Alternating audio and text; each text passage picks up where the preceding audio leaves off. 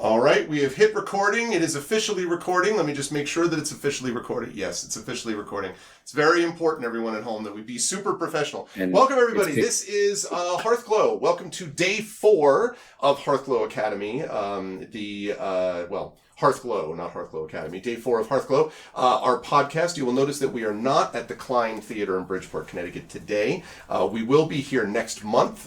We will be there next month in December. It's about 10 minutes down the road from me. So we are instead in my house, specifically my office. You can see we have D&D from times of yore up to more modern experiences. Carlos is sitting in front of some of my 80s style games, Amoeba Wars, things like that. And all Dungeons and Dragons things over on this side, including the new Dungeon Master Guide consulted on by one Mr. Zach Clay. But we are all here and we are ready to go, and I'm super excited, and I'm joined as always by my 3 more local players and by one not so local player who is our good friend Zach. So going from left to right on the screen over here, first up is Carlos. So Carlos, welcome. How's tricks? We're recording in mid-November, so how you feeling about semester grades, writing, etc., and who are you playing? Yeah, semester grades, writing. So it's the busiest of times and the busiest of times. It was the worst of times, it was the worst of times. No, but everything's good, Like, I'm working on a novella right now, and I'm, doing the tweaks on it and stuff, almost ready to send that out into the world. So, writing continues. I have great classes this semester. It's just, the big pile of work that happens in November that will suddenly give way on December 21st. Yes. As it all dissipates into nothingness, and yes. You wonder what it meant, but at the same time, you're happy for the silence. Yes, exactly right. There's a moment where you're just kind of like the blissful moment of, and you're like, I don't have to do that again next semester. Right. Exactly. So anyway, right. When not doing awesome, amazing stuff, who are you playing in Hearthglow? I am playing Ali Nide. Yeah, Ali Nide. May, in fact, be a child of Tiamat, as she continues a fairly late puberty process. She is discovering perhaps some godlike, presence inside of her in the form of what's beneath her clothing. Which is not the name that Claire has been using pre-show. That name is not a name. Am I allowed to say it? No. I don't think so. It's PG-13, right? You can talk about what it rhymes with. Yeah. It rhymes with Miyamat's middies. Yeah, exactly. That's what it rhymes with. Yeah. So me and my middies are a sorcerer who, basically is maybe crushing a little bit on a certain bard, but we'll get to that have later. To find out what actually occurs. Yes, aided completely by a friend of yours who isn't at all always like, let's make this happen. So always a pleasure to have Carlos with us. Also a pleasure, of course, to have Claire Cooney, C.S.E. Cooney, author extraordinaire, voice actor extraordinaire, just person extraordinaire. How are you doing, Claire? How's life and everything in your neck of the woods with things and stuff? It's great. I think last time we met, I just turned in my novel. So that's coming out in April. So they got me my copy edits back real quick, and it's gone to typeset. So pretty soon I'll probably see an arc in my hand, which is really exciting. Awesome. We're going to PAX Unplugged in December, and we're going to be running Negocios Infernalis, which will be really great. I just got back from Canada. I went to CanCon, and you were there. I was there. But I had this unexpected. I got to talk on the CBC, their National Public Radio, Yeah, it's pretty cool. and run an Infernal Salon with 2 amazing authors, and one of them was also an author and a game designer, live on the radio. It was very fun, and I didn't expect it. So I've just been catching up on admin this month, trying to remember what it's like to actually sit down and write, but not succeeding. Yeah. I was on the at CanCon. I moderated a panel that Claire was on the Sunday. That was actually a lot of fun about different mediums of storytelling and about the way those work. So we actually. I didn't have a chance to talk to you about this, but we had this person she was very nice. She was Francophone, comic book writer, and she was very much like, she stood up most of the time. So just sitting so at panel, great. And she'd be like, yes, so it's like this, and then she would go to this big thing. She made me want to stand up too, and then I'm like, I don't want her to think I'm being. Yeah, I just want to stand up and cheer. I too stand up here. Right. But it was Claire and this person and Sarah Gailey as well, and it was great. It was actually a really fun panel and a nice way to finish off CanCon. So it was great, and it was good seeing you as always. When not doing admin or going to Canada or writing or voice acting, who are you playing today?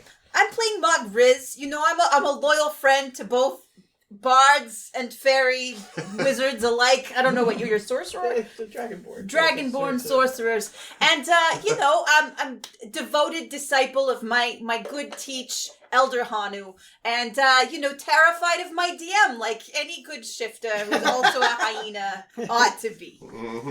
I am excited to see how Mog Riz does matchmaking today, and also how, you know, playing the game beyond that. So always a pleasure to cover this. Also a pleasure to have Adam Petrosino with us. Adam, as we are closing in now, we're not quite to the end of the semester, but for me, I got about 3.5 weeks, almost a month, closing in, counting finals. So you're heading towards the end of that too. So how's life with you and everything? And anything to report on cool stuff over the last month?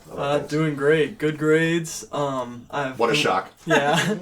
A lot with lighting and projections for theater. I have a play of mine that I've written that is performing tonight. Oh, tonight, that's right. Calliope, right? Yes. Yeah. And I Muse have, of poetry? It is a little bit poetry. Shocker. Shocker there. And I'm working on some more projects, working on a TTRPG project coming up soon. Ooh. And other than that, I am back playing Wilhelm Scriven, who is smart about some things and oblivious about others. I wonder what. I'm excited to have Wilhelm back in the business. And I'm also happy, as I look over to the screen where I can see him, to have my good friend Zach Clay back with us. Zach is back. Not that Zach is back, really. I mean, Zach's been with us in some capacity. He's been here the whole time. The whole time. I've been here the Zach whole has time. life with you and things over the last couple days and so on. Before we ask you who you're playing today, how's Tricks? Tricks are good. They're for kids and apparently for me because I had some tricks recently. And no, things are good. Running lots of D&D and tabletop stuff here in the Bay Area. Most of it with kids and teens programs in San Francisco. So just on this coming Sunday, I continue the programs that we're doing there at the main library, which is great. And then I've been playing a lot of solo D&D, actually. My first time taking a module and then DMing it for myself with a cast of characters that I've created. And I will then write down in a Google Doc the progress of the campaign, and I'll DM it for myself. And I have over 200 pages written already of the progress of the campaign. So it's been zooming by. It's been a lot of fun and a very interesting way as a DM, and I guess a professional DM, to get to learn a module, but also have some creative writing time. So, lots of fun, lots of tabletop. We all love it. And today I am playing Elder Hanu, a turtle druid who almost died last session. Spoilers. That's it. That's all. That's all you need to know about it. Once he was a Tarrasque, now he almost dies. That's how it works. Almost about to prestige again. I guess if we're not too careful, he might go back. It was If you die, do you turn into a Tarrasque again, please? Maybe. Yeah, I go in a deep hibernation, deep within the story world of Greg's to come up at a later point. Tarrasque. It is a pleasure to have Zach. It's a pleasure to have all the players with us. Let's talk about what we did last time. And in fact, I think I can fire up a little bit of... give myself a little bit of music over here, theoretically. Did I not have any audio? Oh, I might not have had any audio. Okay, never mind. I'll leave the audio out. I can have our wonderful audio editor, Triffid, do that later on. So, Triffid, you can add music if you want. Okay. Add music right here. In our last session, what this lovely party did was they have been following up based upon the instructions of Thaddeus Coleriton, the head of school of the most famous academy in the world for training adventurers, Hearthglow, to try to find out who the accomplice was that threw this deadly magical device, a Magirolith, to a accomplice, the awful head of school, Vernon Richard. Vernon Richard, if you've been following the other Hearthglow podcasts, and if not, may I recommend you go find them, because there are various groups, including this group, that has done this before, live and otherwise. Vernon Richard was responsible for this terrible event that happened 20 years ago. The students found out about it and exposed him, along with Elder Hanu. He was brought up on trial. He was convicted, but before the trial could happen, he used this Megirolith to, no big deal, almost consume all the magic and possibly destroy the world. But the students thwarted that too, because that's just how good they actually are. But the question was, who threw this incredibly powerful magical artifact, the Megirolith, to Vernon Richard in the first place during the trial? Who was that shadowy accomplice figure? And so Thaddeus Caleriton asked them to go find this out, and that has been the subject of Hearthglow, this podcast. As we now enter day 4 of our long recording sessions, and this is probably episode 10, 9 or 10-ish, I would say, of the audio clips if you're following online. In our last session, the party went to Vernon Richard's, 2 sessions ago actually, went to Vernon Richard's quarters, which is this sort of tower basically in the middle of the school grounds. They went up the tower, they found all kinds of mysterious items. There may have been a couple of mishaps with a carpet that's a portal to another space, and Mr. Round Clown had a problem with that and all that. But they managed to get through all of that, and when they got to the top level, they discovered this sort of strange, almost spacescape, I would say, where they could see galaxies and universes and stars, and they found one area that was essentially a portal to another world, which, after a lot of back and forth and some funny moments with ropes and being pulled to various places, they did manage to actually go through that portal, and what they discovered there, no, they were going to do that. I'm sorry, I take that back. They went down to the room that had the mirror with the guy. Sorry about that. Yes, who sounded like Gamork. Yeah. That guy. And this was this person with this red, sort of narrowed, slanted, almost like red eyes. Just that's all that they could see. Who explained that Vernon Richard then had made some terrible mistake, and that soon they would discover what mistake it was that he had made, and apparently that someone had been in contact with this otherworldly thing. That eventually became a portal through which the party eventually decided to step, and they found themselves in a place that you can actually see on the video recording if you're watching it, and if not, it is this gorgeous sort of green bush and tree and I would say, and grassland space, almost like a forest grove, but with lots of luminescent lights and birds and butterflies and things of this nature. And when the party actually arrived there, they found a woman who spoke to them, an old woman, who spoke to them about what they were doing there, and pretty soon it became clear that something wasn't quite right about this woman. Elder Hanu had a discussion with her in which she explained that something had gone wrong with Richard. She had always thought that he might be incompetent, but she didn't know for sure, and that he, Elder Hanu, knew what was going to happen when they arrived. Now, we have no idea what the heck they meant or who the they was supposed to be, but where they arrived. And what they discovered in the end was that this was an evil creature. Elder Hanu had a badass moment in which he said, when she asked, whom do you serve? And he was like, I serve nature. And then, went off with the shillelagh moment, let's say. We'll call that a shillelagh saying, I guess. Right? A shillelagh saying. Elder Hanu started it, and then the rest of the party battled this woman. It was not easy. As I look at this, I believe Ali Nide is sitting at, I think I have you actually at, what are you at hit point wise? I have 24 of 26. 24 out of 26, okay. Yeah. And then Elder Hanu was at 7 out of 27, I think. And that's largely because, Elder Hanu, was dealing with stuff on the front lines. Mog was 21 out of 21. Wilhelm had somebody gave us 4 temporary hit points, so I actually had 25. Okay. And then Wilhelm had 24 to 24 because he didn't get hit. Yep. Mr. Round Clown was down, but then came back up because of some time that it interlapsed. That's so right, yeah. 30. Okay. Oh, I must have been in my beast form. I must have shifted for that fight. I think that's right, which actually would have passed. I think, by now. Okay, So I'm you're going back to to take 24. that So the party managed to defeat this creature, but as she was dying and her body was sort of melting into the ground, and the grass was sort of moving away from the feel of her body or something, she said that it didn't matter what happened to her. In the end, nothing was going to survive the return of whatever this thing was. And so everyone was like, what does that mean? And the last thing we had at the end of the session were these three small, delicate, sort of short, maybe 3 feet high, delicate figures, almost with sort of translucent almost bodies coming up and sort of looking up at, I believe it was Allie, and sort of reaching up towards you and saying, why are you here? And that was where we left the session, and that's where we pick up today. So, sitting in the realm. So, why are you here? We're trying to do good things. The person that attacked us was doing bad things, wasn't she? Maybe. She didn't talk to us. We stayed away from her.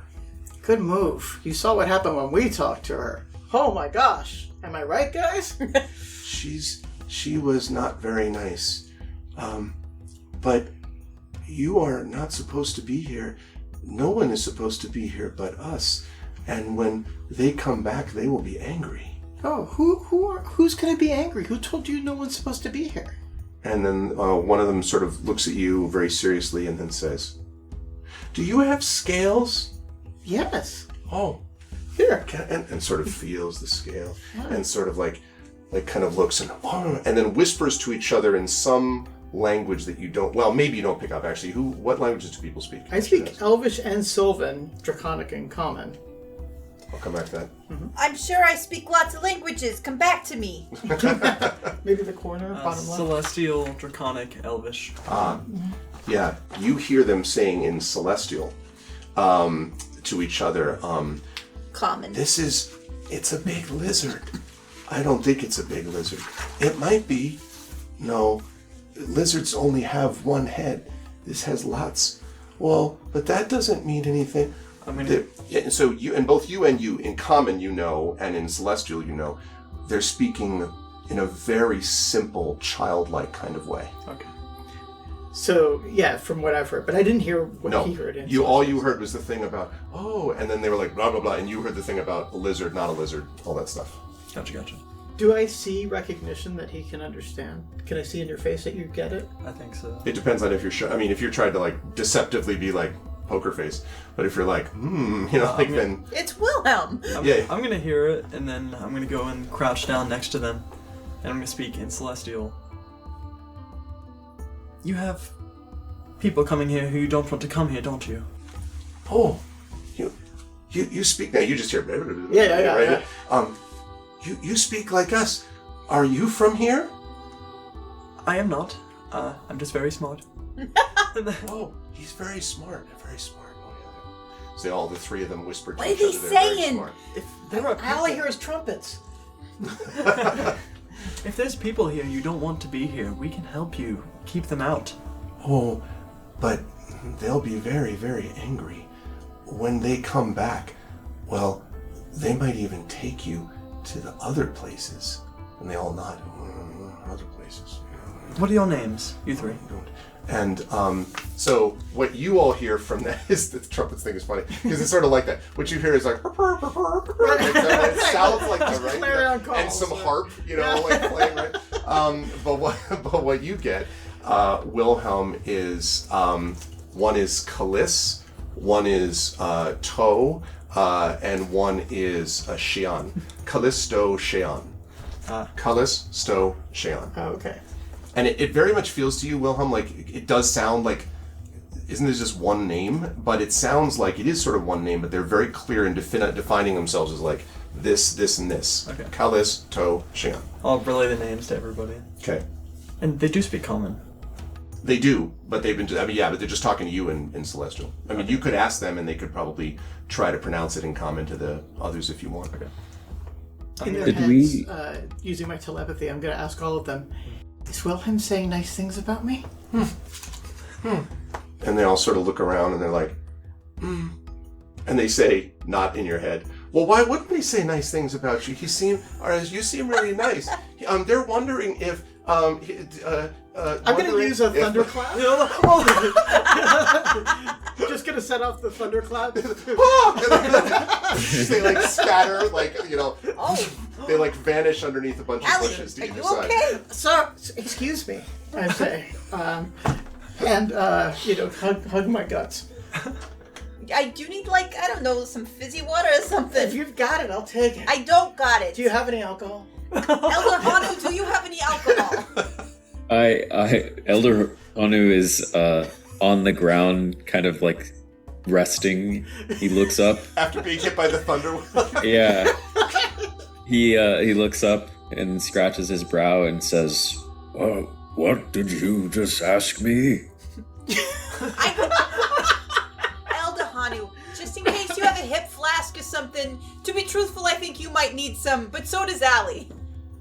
A hip flask? I must have been hit harder than I thought. Oh, Yeah, Elder He'll- Hanu looks a Hey, little beat up. I don't got anything like healing potions. I flunked that class. Wilhelm, do you have anything for Elder? I know you helped him already, but he's looking pretty bad. It's all right. I can heal myself in a moment. Well, please do it before I start crying. Okay. All right. I'll cast Healing Word on myself. Okay. As I do, GM, I think we learned about some sort of like ancient dark primeval forest to the north or something. Unclear if it was to the north, but that it was somewhere in the area. Yeah. Yeah. There was something linked to this place. Is that Did that place have a name that we learned, or would we know Well, it? you were in a place that they just refer to as the realm.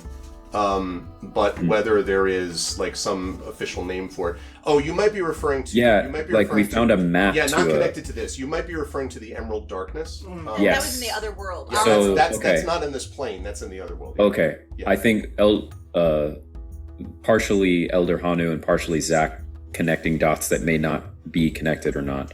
I'll cast Healing Word on myself and then say, Is this the Emerald Darkness that we have stepped into?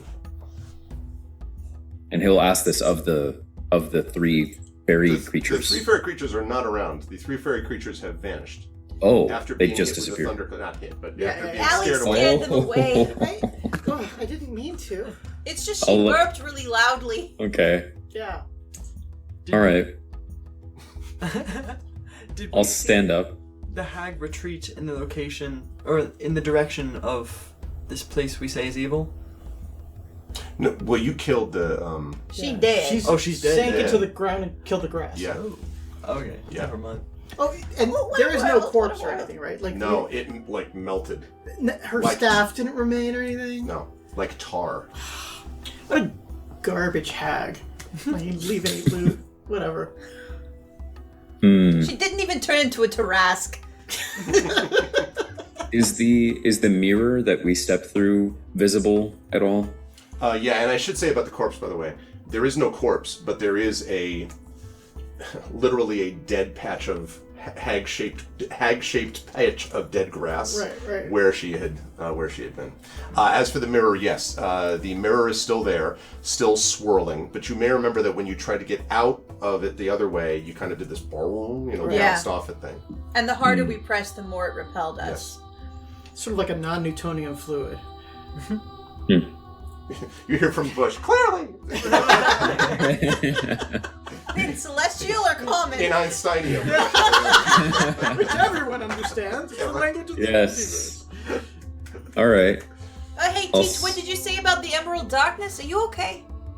I'm better. I heal 4 hit points. Okay, so you're at 11. Or no, That's sorry. right. Yeah, 11. Yep. Okay. Dang. And I'll stand up and walk towards the group and say, "Well, we found that map to a strange forest of some kind.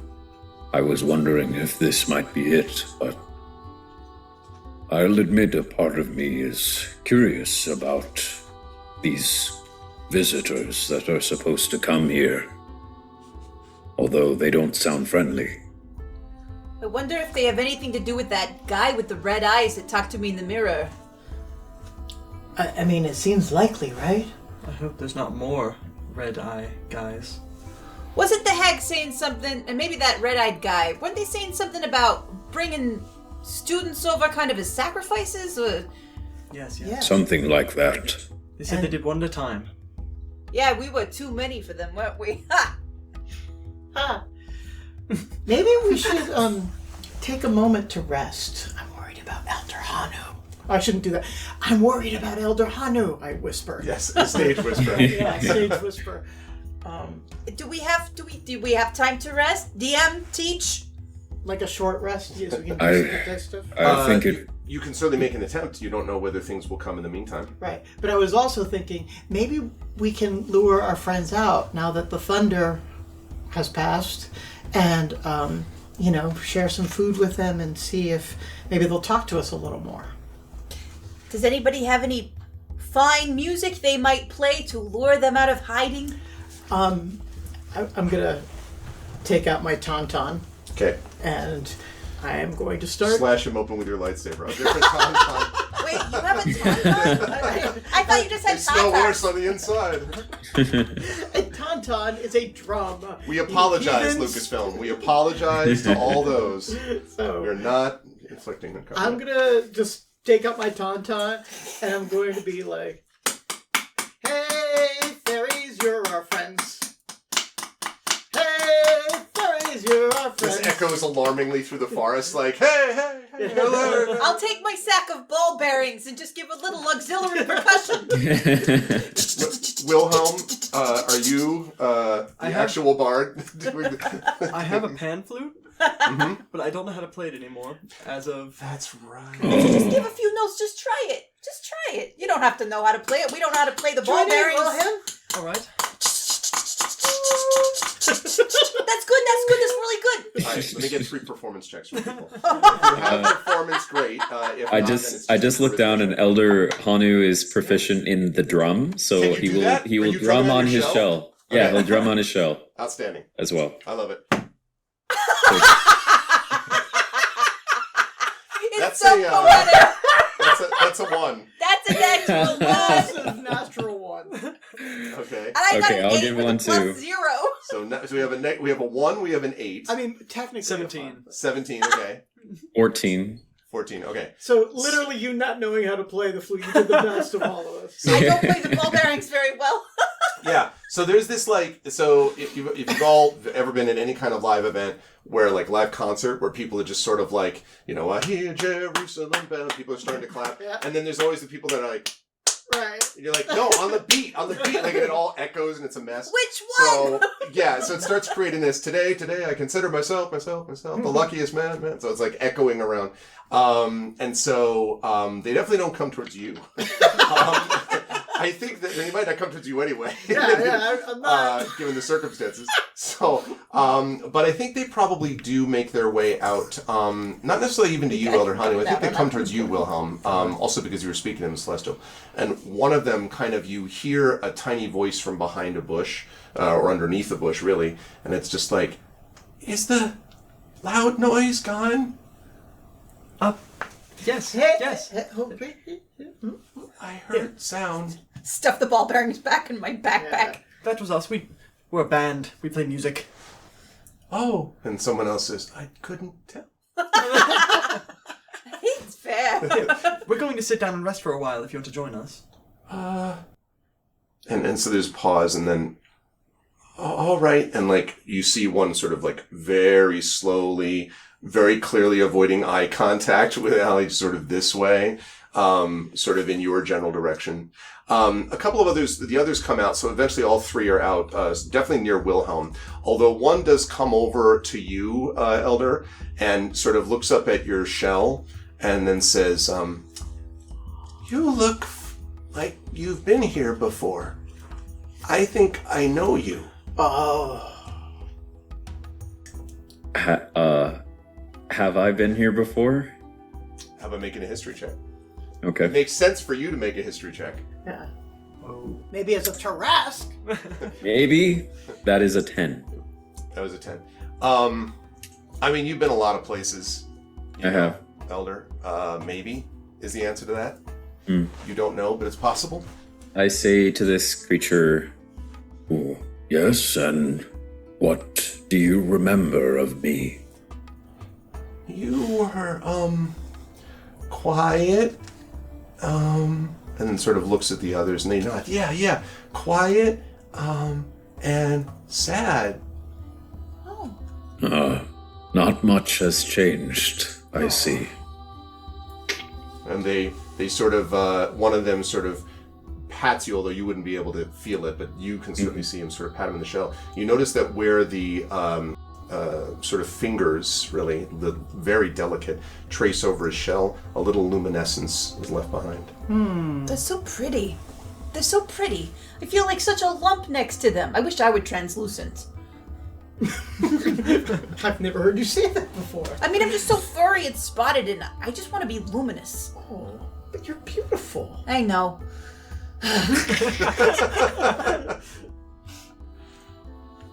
So, okay, so you are going to try to take a short rest. Are you, and you don't have, I swear to God, I'm not doing this, like, you better do it. Are you setting a guard? You really don't, I'm just asking. I don't need to rest. Okay. And I can play my Song of Rest instead of doing that. Okay. Oh. Okay. I'll just kind of, I don't need to rest. I mean, like, I only get things back on a long rest anyway, so I'll just, like, I'll keep an eye out. You can always get diet back on a short rest. But I'm not down. Yeah, so you don't So need I will prowl the periphery. Not in my beast form any longer, but pretending I'm sort of in my beast form still. Yeah, I'll take a hit die. What? back, so- Sounds good. Go ahead and roll that if you need to, Elder. If you need to do, if you're doing a Yes, longer, are you doing a please. rest too, using hit dice, etc.? oh yeah. Okay. Mm-hmm. While Short you're rest. doing that, Mog, when you say you're going around the periphery, oh yeah, and don't forget this. We'll talk about Song of Rest in a Yes. second. But when you're doing this thing around the periphery, there's sort of just as far as features are concerned.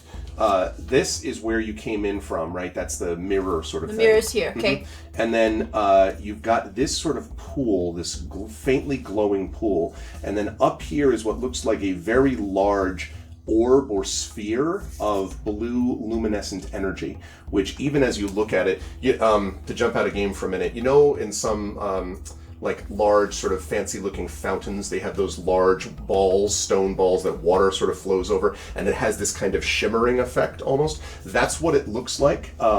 There's a light that keeps tracing patterns, and then the light disappears, and then more patterns. and it Where did the disappears. hag die on the map? The hag died basically here. Okay, so that's kind of where we're gathered for the rest? I assume. But So yeah, far, I would kind of go around. I'd spend some time looking, but I probably wouldn't go up the steps without anybody. Do I feel any kind of pull or static when I'm around here, this way? I wouldn't say static, but there's no question you can even hear a faint Does it slight feel kind of humming. like in the tower? Yes. Okay. A little bit. Yes, but more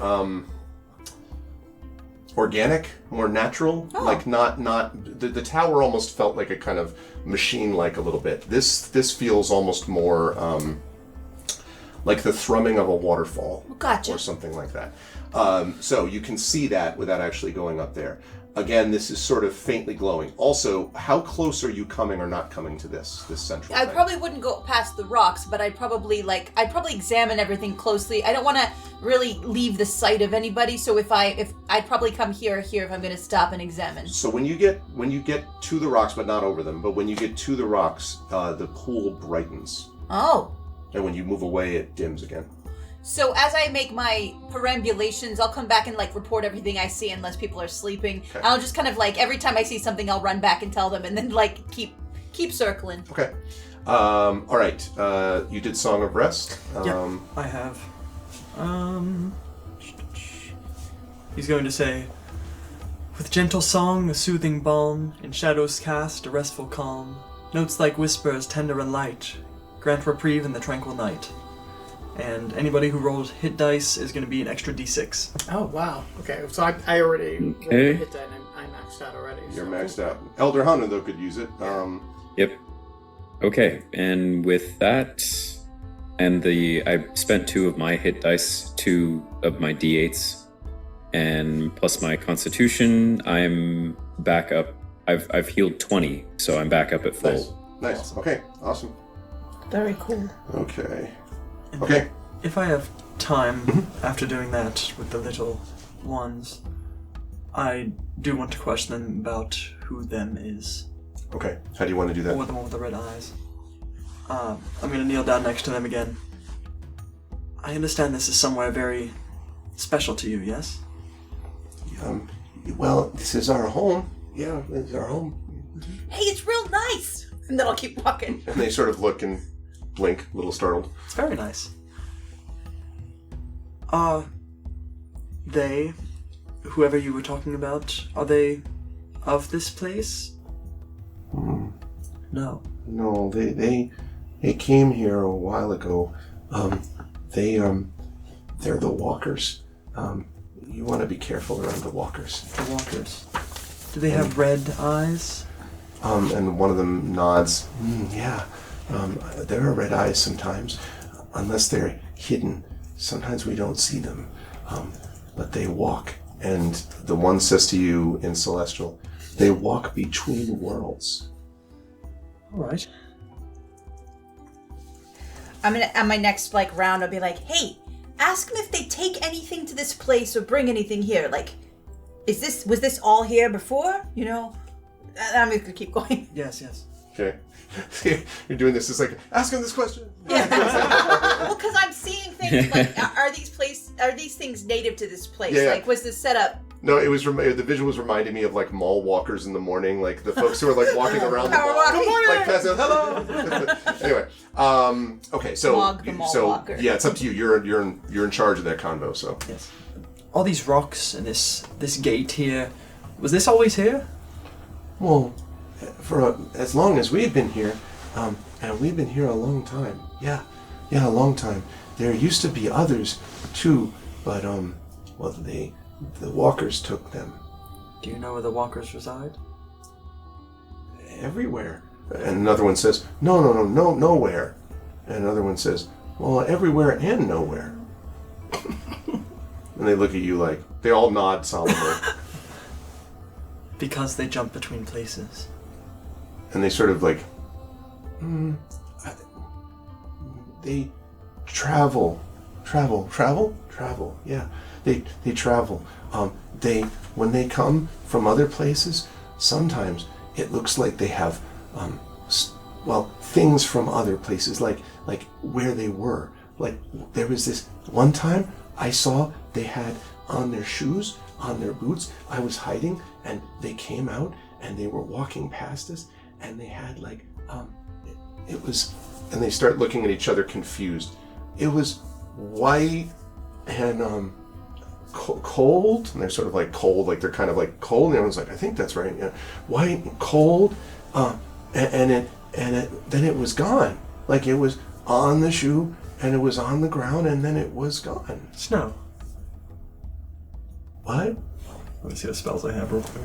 Ask him what happens if I touch that rock that glows. I don't have any spells to show that. That's somewhere from places cold. This is not very cold here. No. What happens if we touch that rock in the middle there? You mean the pool? I think. There. That's what you were talking Well, you said it glows if I come close. Yeah, the pool does, the water. Oh, it's Like, pool. Okay. yeah. What happens if I touch the water?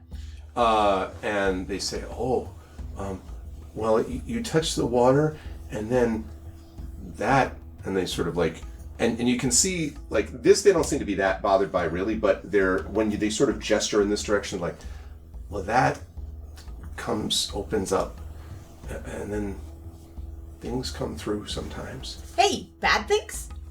Well, and they sort of like blink. I guess that's all I've ever seen come out of it. Are the walkers come out of that big blue thing if somebody touches the water, and then they kidnap you guys?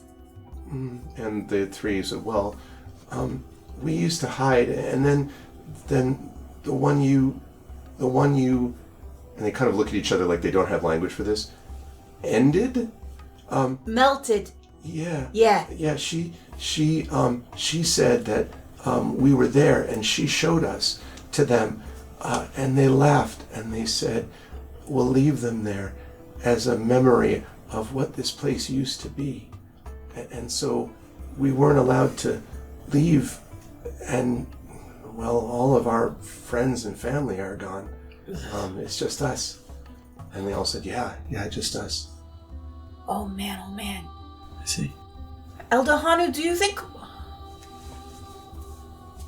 there any chance the others are still out there somewhere? We don't know what's being done to them, but I think we should investigate. I turn and ask the three, Have you seen anyone else use this mirror to leave this place? I point at the mirror that we came through. We're not sure how to get home. And they say, oh, and one of them says, well, you could stay here if you want. It's big enough. And they all sort of nod. But no one goes out that way. Other people come in, though. Someone came in before you did. Not long. Maybe, a couple of days. That person, are they still here? No, they went with, into the... And they kind of jerk their heads towards the orb thing. So we touch the water, the orb opens, it's an exit. Well, it goes somewhere. Hey, have you ever thought about going to school for adventuring? And they kind of blink. School? Yeah, you learn stuff. That's how I know how to talk to you. Oh. And how to do magic. Oh. And how to thunderclap. And they kind of blink. Oh, like they kind of get it. Oh, and it's sort of like, although they've been sitting on the opposite side of you anyway, and they're like, I'm like suddenly behind them. And how to thunderclap. Do you mean you learn how to do those things? Yeah, I mean, you look like you're pretty magic. I'm just saying, if you ever wanted to leave this place for a little while, have a vacation, get a master's degree, then come back. That kind of thing. Take out a lot of student loans. I was going to say. I mean, I can recommend Hearthglow Academy, and if we... Is there work study? No. I'm just like, I would hate to think of you stuck here if you didn't want to be. Well, that's nice of you, but we're kind of, sort of tied to the place. Oh, okay. I mean, like, maybe what you're thinking about with magic is this, and they lift a hand, and suddenly all the translucent blue lights, blue butterflies, blue birds, all swirl, and suddenly there's an image of your face, Mog, just sort of floating in the sky above the water, and one of them says, my mother taught me that 2,000 years ago. That is bad. Beep. Grawlix. That is Grawlix. Totally Grawlix. And and a couple of the others do that, and then in turn they do your face, and they do Elder Hanu's. Hey. It's Wilhelm's face. And I mean, in organized space, and it's not an illusion. All the stuff that's coming from down below, including the butterflies, they all go up there. And then so that's what, and they sort of turn their attention to you, and everything goes back into exactly how it was. Oh, Callus Toshaon. Yes, that's correct. And they all look at it. Yes. I feel like that. Hello. Yeah. Could you show us what the person who came in here a few days ago looked like? And they sort of blink, and so they do this again, and you see in the stars, outlined in the stars, a face of what might be. It looks like there are vaguely feminine features. It looks like, you can't tell obviously color of hair or anything like that because it's just luminescent blue. But it looks like a younger humanoid woman. Cloaked? Yes, although the cloak hood is not up, but it's sort of like... Does she look sneaky, like she can hide in the shadows and move faster than she should be? You clearly left them behind with sneaky. Like, they're like, like they don't... Does she look like she stalks the shadows and steals things she shouldn't be stealing? Was she carrying a Magirolith? They're like, how did you know? No. They say, one of them, Callisto, says, well, she looked angry. Oh, yeah, angry. Very angry. Yeah. Where did she go? She went, without looking, in there, and they points at the orb. So going through the orb. Might lead us there. When they create the image of her, does she, you said young humanoid woman, young like student's age or like... No, you would think a little older than that, but not much older. Okay. Like perhaps recently graduated or Yeah. something. A few years, maybe. Or like Okay. one of Rashad's grad students. I mean, they will do anything. Yeah. So, yeah. Yeah. Rashad? Yeah. The remember Rashad? No, remind me. The guy that Richard. Bad guy that Oh, we killed. Rashad. I was like, Rashad? I'm not Rashad. Is it like, Yeah, it's yeah, like the curse of Rashad? The curse of Rashad. Oh, you're blending a bunch of things there. I know, that's why I was like, The curse of Rashad The is curse of hilarious. Rashad. No, Richard. Rashad, but yes. Vernon Rashad. Okay, so like somebody, yeah. Yeah, that guy. Okay. One of the little grad students he worked to death, exploited. Nonsense. All right. Students The elder will say, I think we have our heading then. We must proceed after this strange woman and discover what is beyond. And one of them gets, what? You're gonna go there? Again, not looking. There? There? Like Scooby Doo. They say, no, and they're all like, they all put their hands on your shell, and they're like, no, very bad. They could get hurt, and they're like very clearly trying to sort of simplify it for the hurt. You could get hurt, like trying to right. Start speaking really loud. Yeah, like he's You like, hurt you hurt soon." bad, show crack. Yeah.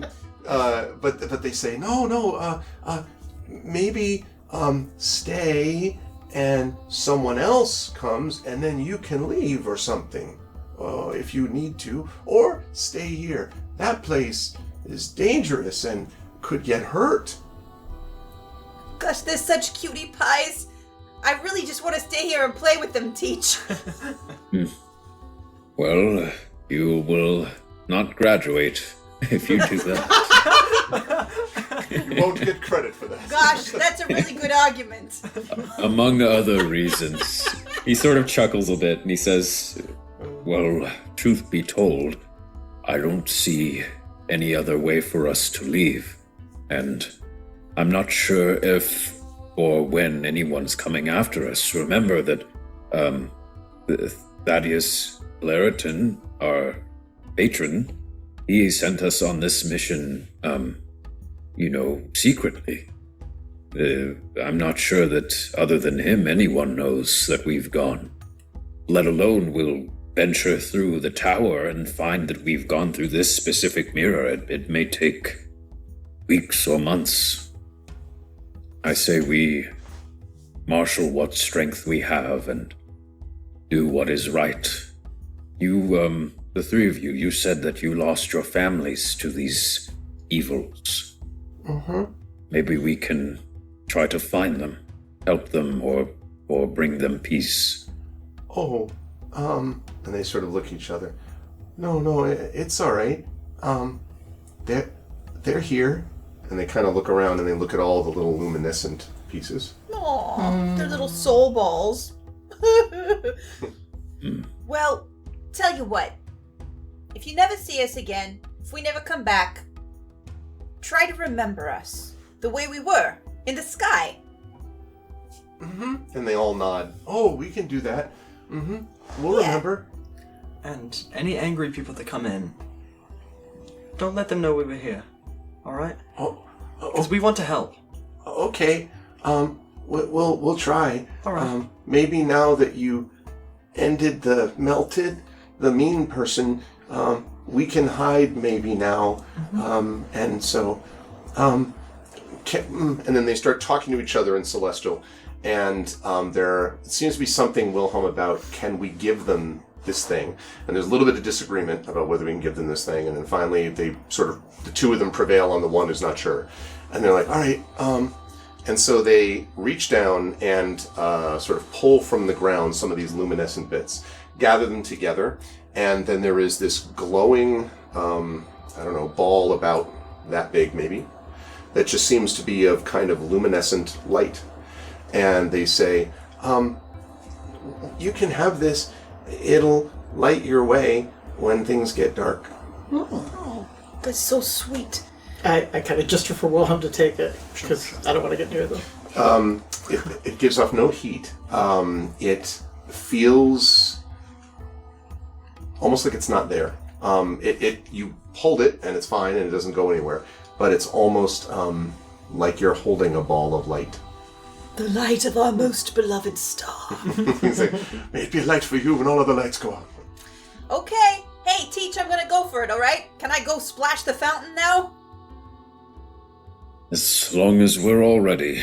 And I'll stand up and kind of lean on my staff a bit and kind of give a nod.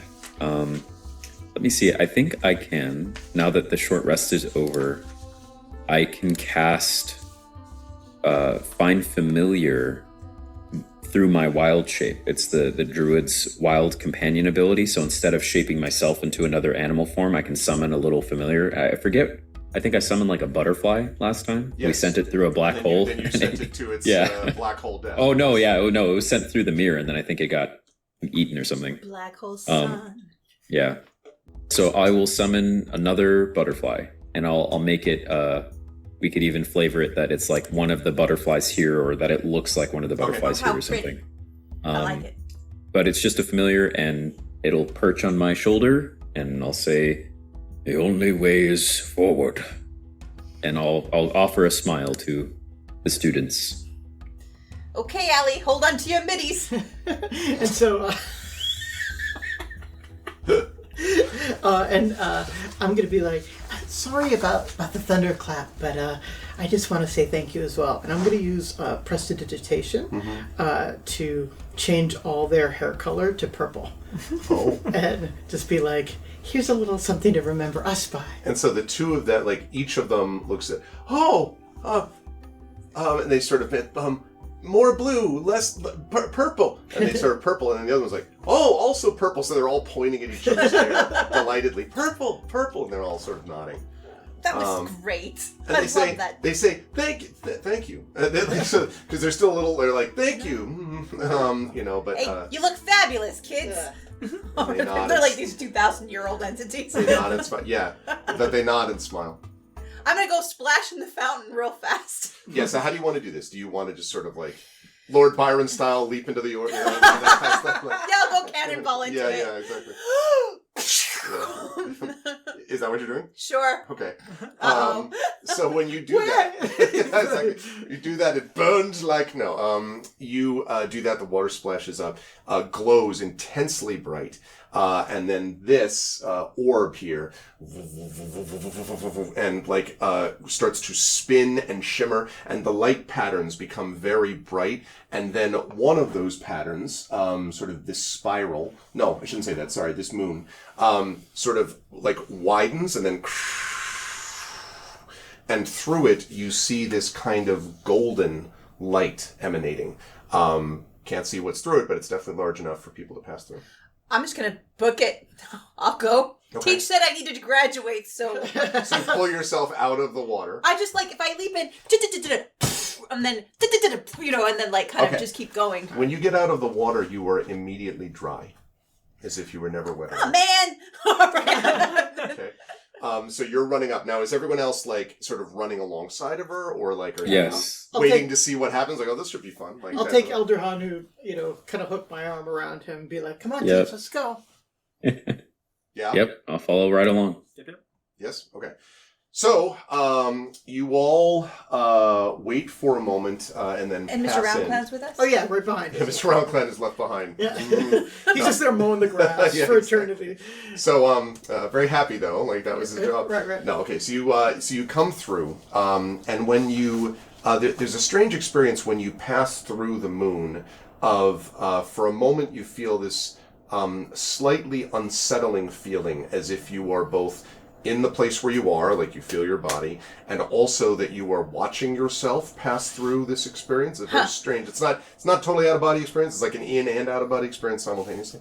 And then you're on the other side, and what you see there is something familiar and yet different. I am going to. I'm closing my eyes, Greg. It's okay. I can put this down. You can look at that, and I'm going to change things for. It's like the same place, but gold. For Zach. And red, and and darker. It's the other woods. Ooh. Okay. So when you come out of this place, you notice that for a minute you think that you've just stepped right back into where you just left from. Because it looks similar. There is, again, a pool at the center. There are these glowing obelisks. Is there a mirror on the exact opposite side? No, there's no mirror There's here. no disturbance or anything? Oh. Well, not that. Well, I shouldn't definitively say no. Not that you can see from here. You'd have to walk up to see if there's some disturbance, but you can't obviously Because it was notice. a rippling from the other side, Correct, right? Okay. correct. Yeah, but you also were closer to it when you were looking. On Gotcha, the other side, okay. Because you're on the other side here, right? All right. But when you come out, so it does look similar. But then as you look around, you can see that there is also a big difference. First of all, everything you see here all looks like it is in the autumn season. There are leaves falling from all the trees, and I mean actively falling as you're looking at them. There are several piles of leaves on the ground, and occasionally a little zephyr, like whoosh, comes through, and the leaves blow up and then settle back down again. There are a number of these what look like late season maybe flowers, like large purple and reddish flowers that are scattered at several places across and around the clearing. The luminescent stuff that I mentioned is not visible here. When there is light, though, and there is light in certain places, like the thing you just came through, for example, and there are several symbols that you see glowing on these stone fallen pillars, those are glowing gold, and everything here feels like it's in gold and orangish light. So it feels, it's all, and I should also mention, it's cooler here. Considerably cooler. Not freezing, but considerably cooler than it was, and the breeze even nips a little bit, you would say, as it sort of flows by.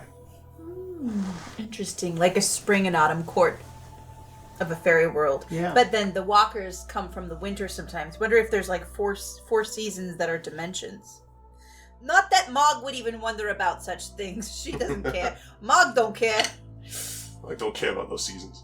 But I like flowers, so I'm going to go inspect a purple one. Okay. Let me have... Oh, yes, sorry, go ahead. I was going to say, I'm going to whisper to Wilhelm, or actually I'll say it telepathically in your mind. Maybe because you had such good rapport with the last group, you should try to see if there are more fairies here. All right, I'll do that. And Elder, are you doing anything? We're going to talk about Mog and the flowers in a minute. I'm Standing guard and trying to keep an eye out for any threats while the students investigate.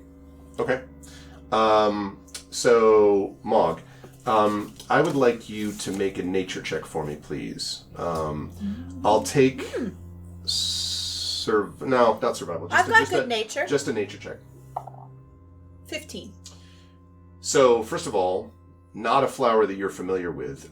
They are very sort of strong, thick leaves that are sort of spread out along the ground horizontally, more or less. There is a little mound in the middle of smaller petals. But as you look at them, there seems something odd about them, and then you can see it's that they seem to be slightly quivering or shaking or something. I'm going to blow on them to see if I can make them quiver more. Doesn't do anything different. And they're pretty thick leaves, too. Are the leaves shaking or the petals? The leaves and the petals. I should say, really, the petals look like smaller versions of the leaves, really. Is the ground shaking if I put my hand on the ground? No. I'm going to take a ball bearing and I'm going to toss it in. Does anything happen? Other than the fact that the ball bearing on the leaf kind of like shakes with the leaf, that's all. It does. Okay. So, all right. These are weird flowers, guys. I kind of want to pluck one. Maybe I should pluck one. What do you think, Teach? Go ahead. All right. I'm going to pluck a flower. I need a strength check. Strength, eh? Forte. Is it my forte? I got it. I could do a dexterity or an intelligence check instead. You could, but that wouldn't sadly help you pluck. Ha! 4 + 1. 5. Also, when you try to pull the leaf, it cuts the edge of your hand. Ow! Take a point of slashing damage. 1 point of slashing damage. 20. Ow! Oh. I mean, I'd ask one of you to kiss my boo-boo, but, I think I'll just do it for myself.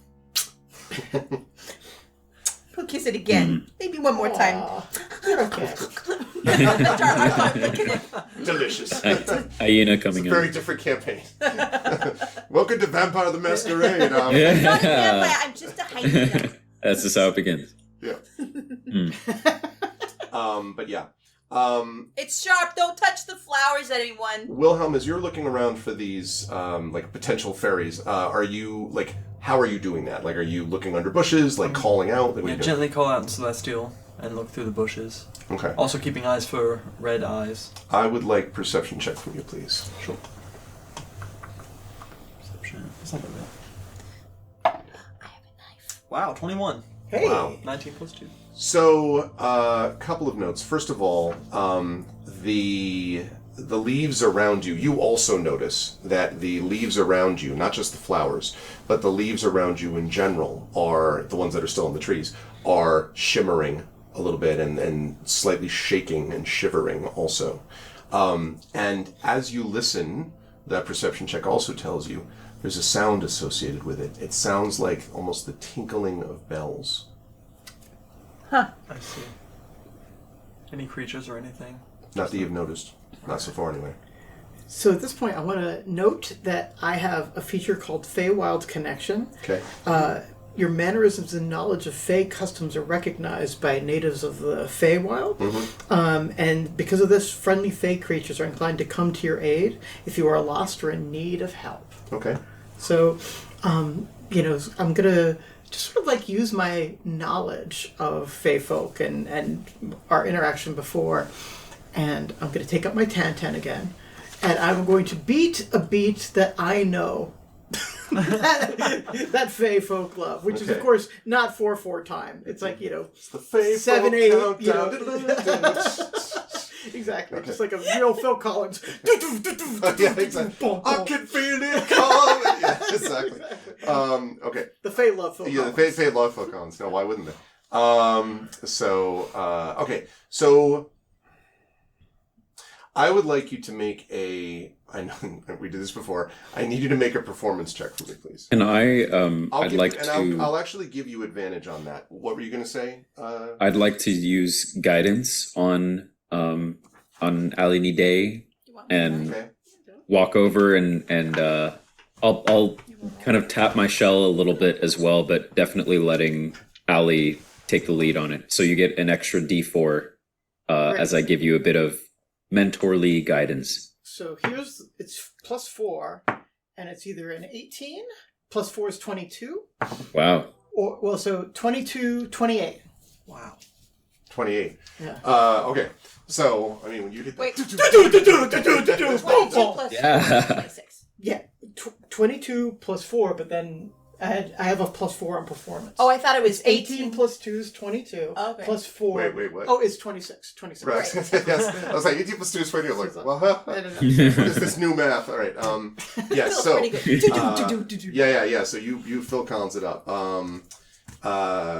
Somewhere the two of you are standing, the three of you are standing there, and all of a sudden you hit, I remember. Where's the harmony? No.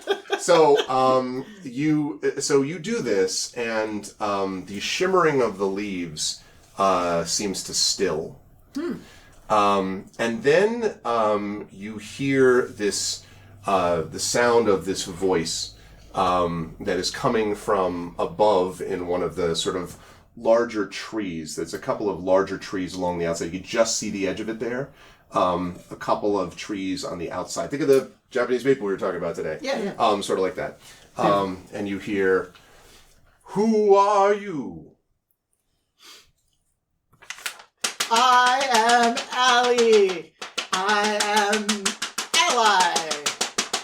And That's a good one, Allie. And so there's a pause, and then says, "I see.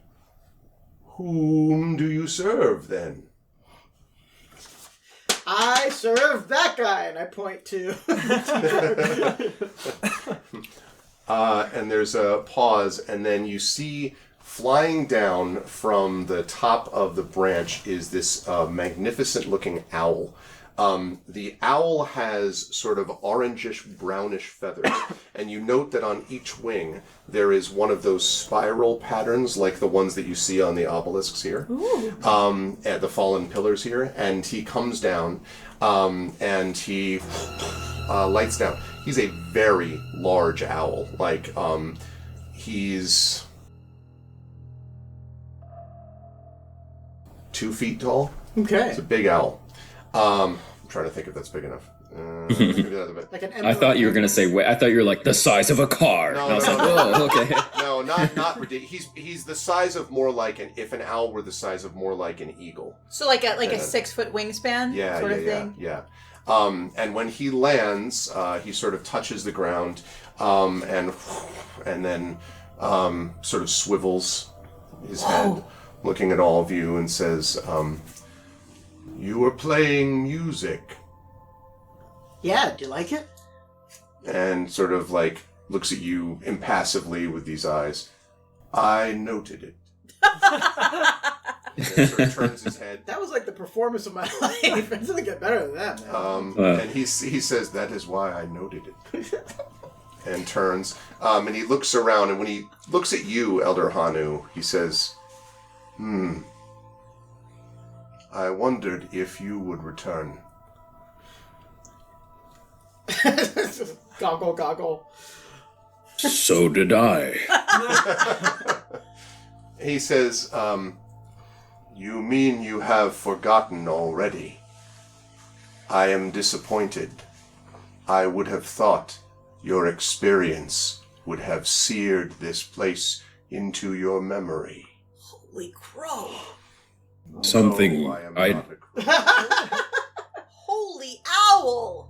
And he sort of looks impassively and widens his eyes in the apparent, that was closer, apparently. To me.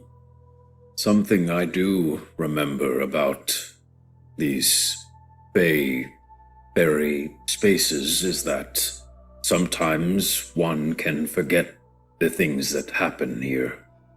So, if you wouldn't mind, we are here on a mission of peace and discovery. What happened, and what is happening? And he sort of looks around. Change. Change is happening, as always, to all things. Change and shifting and movement towards what will be from what is. Do you like the changes? They exist. My liking them does not matter to the change. Okay, let me put it another way. Do they endanger you? And he sort of, for all the world, kind of like tilts his head slightly, and then my form, he says, looking down at his wings, will not be endangered until this place is.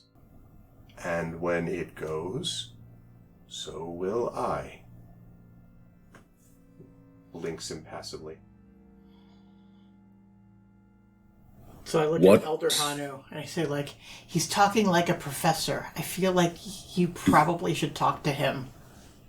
I say to the owl, What happened before that I was here for? You were part of the change. You said that this place could not stay as it was, that all things must change. You were one of those who set it in motion.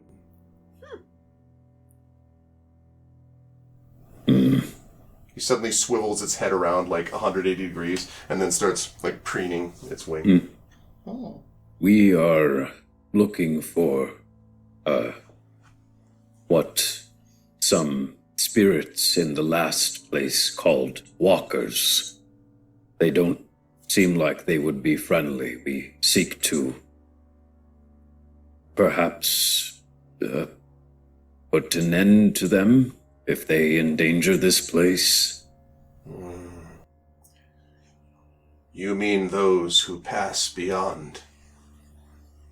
I know not of walkers, but those who pass beyond, yes. They have come and gone. And sort of nods slowly. Do they, take entities out of this place, never to be seen again? They did from the last place. And the owl sort of stares at you and then sort of lifts its wing and says, "You may see for yourself." And you notice, Mog, probably for the first time, that there are the normal like leaves falling from trees, autumn thing. But you notice that a lot of the branches from the trees seem to be missing. They look as if they've been snapped off. Small, large twigs, you know. Do the wounds look like angry, like fresh? I wouldn't say fresh, but they sure look dead. Mm-hmm. Like there's no leaves growing on them, and they don't look like buds or like the typical, we'll be ready for the spring. You know, they look like they've been sort of, some of them look even if like they've been hacked off type of thing. And he says, this place was one thing. They took parts of its, you would call them bones, its fingers. It's like sort of processing, like he's trying to think of what the word is, toes, and took them with them. They are using them for something in some other place, those who pass beyond. Alright. So they're taking life from wherever they land and bringing it somewhere. They get power from it, perhaps. It was not theirs to take, but we remain, and I watch. How many of them have you seen? And sort of pauses. Perhaps 3 or 4. The most recent, only not long before you came. I assume you too will now take a part of this place with you. I tried, but it cut me, so I'm not gonna do that again. Hey, the one who passed through was a woman, youngish, maybe a cloak. These ages and words mean little to me. Like me, but no attractive spots. Less fur. So he kind of looks and his eyes widening. Imagine me in a cloak, and stealthy-like. And fast, and sneaky. This one was taller. Yeah, well, don't rub it in. I'm not done growing yet. Not stealthy. This one walked confidently, angrily, grabbed a branch, and said there was little else this worthless place could offer but a way forward. You notice that his words they're sort of slow and drawn out,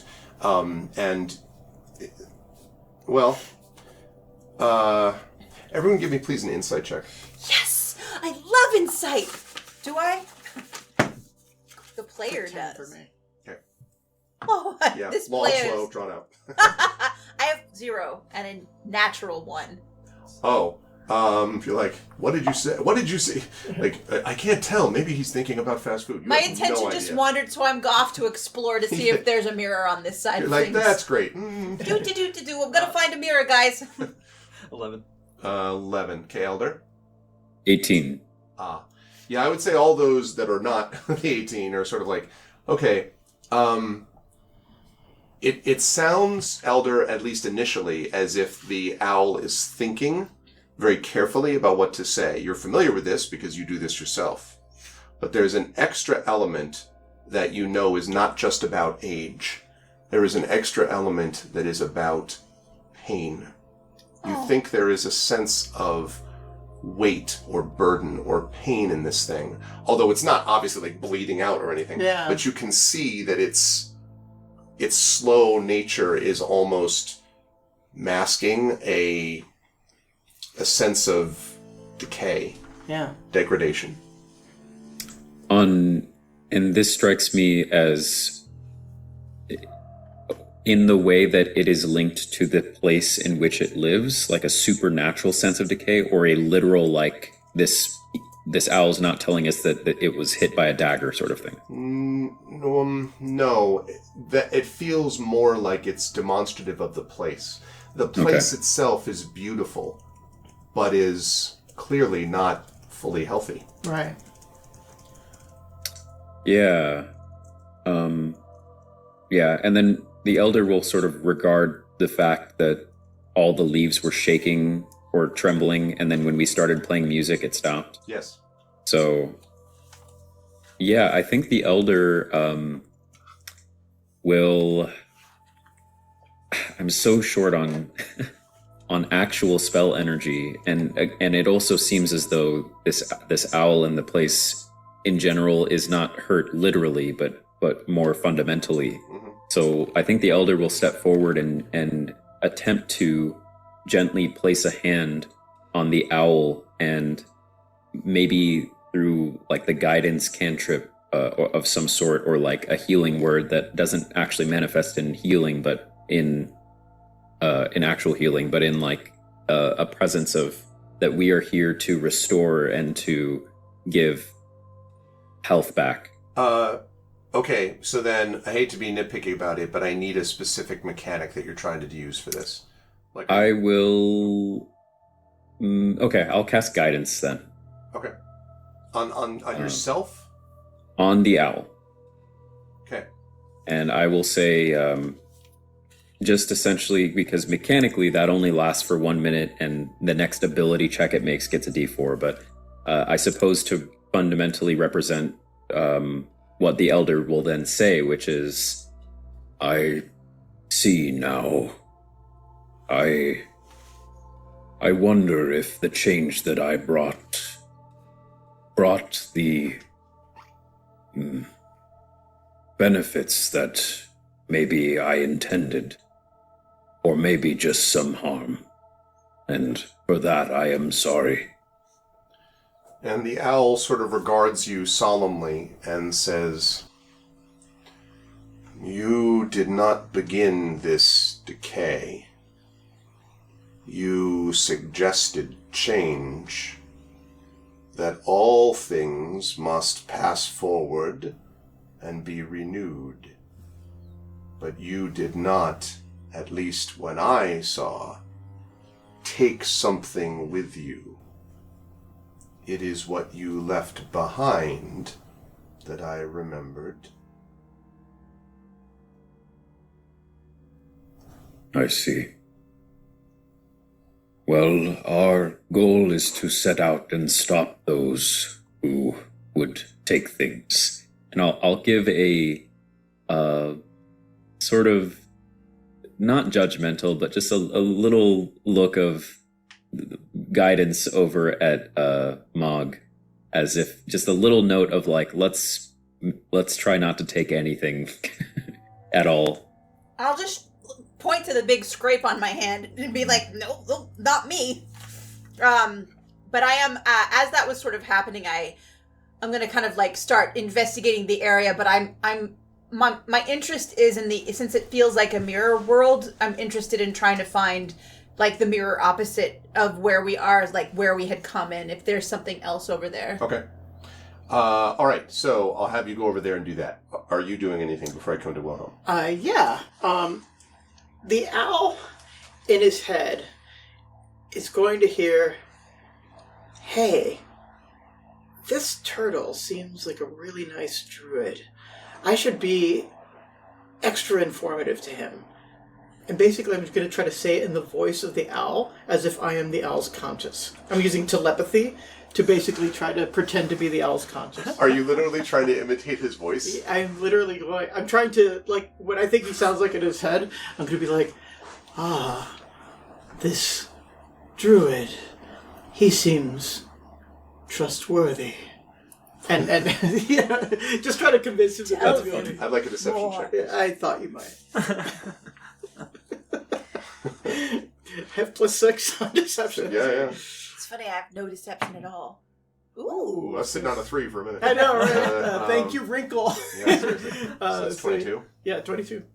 So there's a pause, and the owl doesn't react, and then says, I typically have discourse with myself without using extra voices. With a 22 deception? Okay. Well, you think that the voice, you don't think that you, how do I put this? You think it worked, but the owl still is not like the owl looks in your direction, but it may very well have looked in anyone else's direction. Yeah. It's more that it's sort of used to not having a second voice that sounds like it's talking to itself. Okay. So he's like it looks towards you, but it doesn't mean it's like accusing you unless you're like, hey, and then it's like, right. And so in his head, he's gonna hear like, no, really, I've been here the whole time. Sort of the head moves back this way. It says, apparently the decay is progressing. I am beginning to hear voices.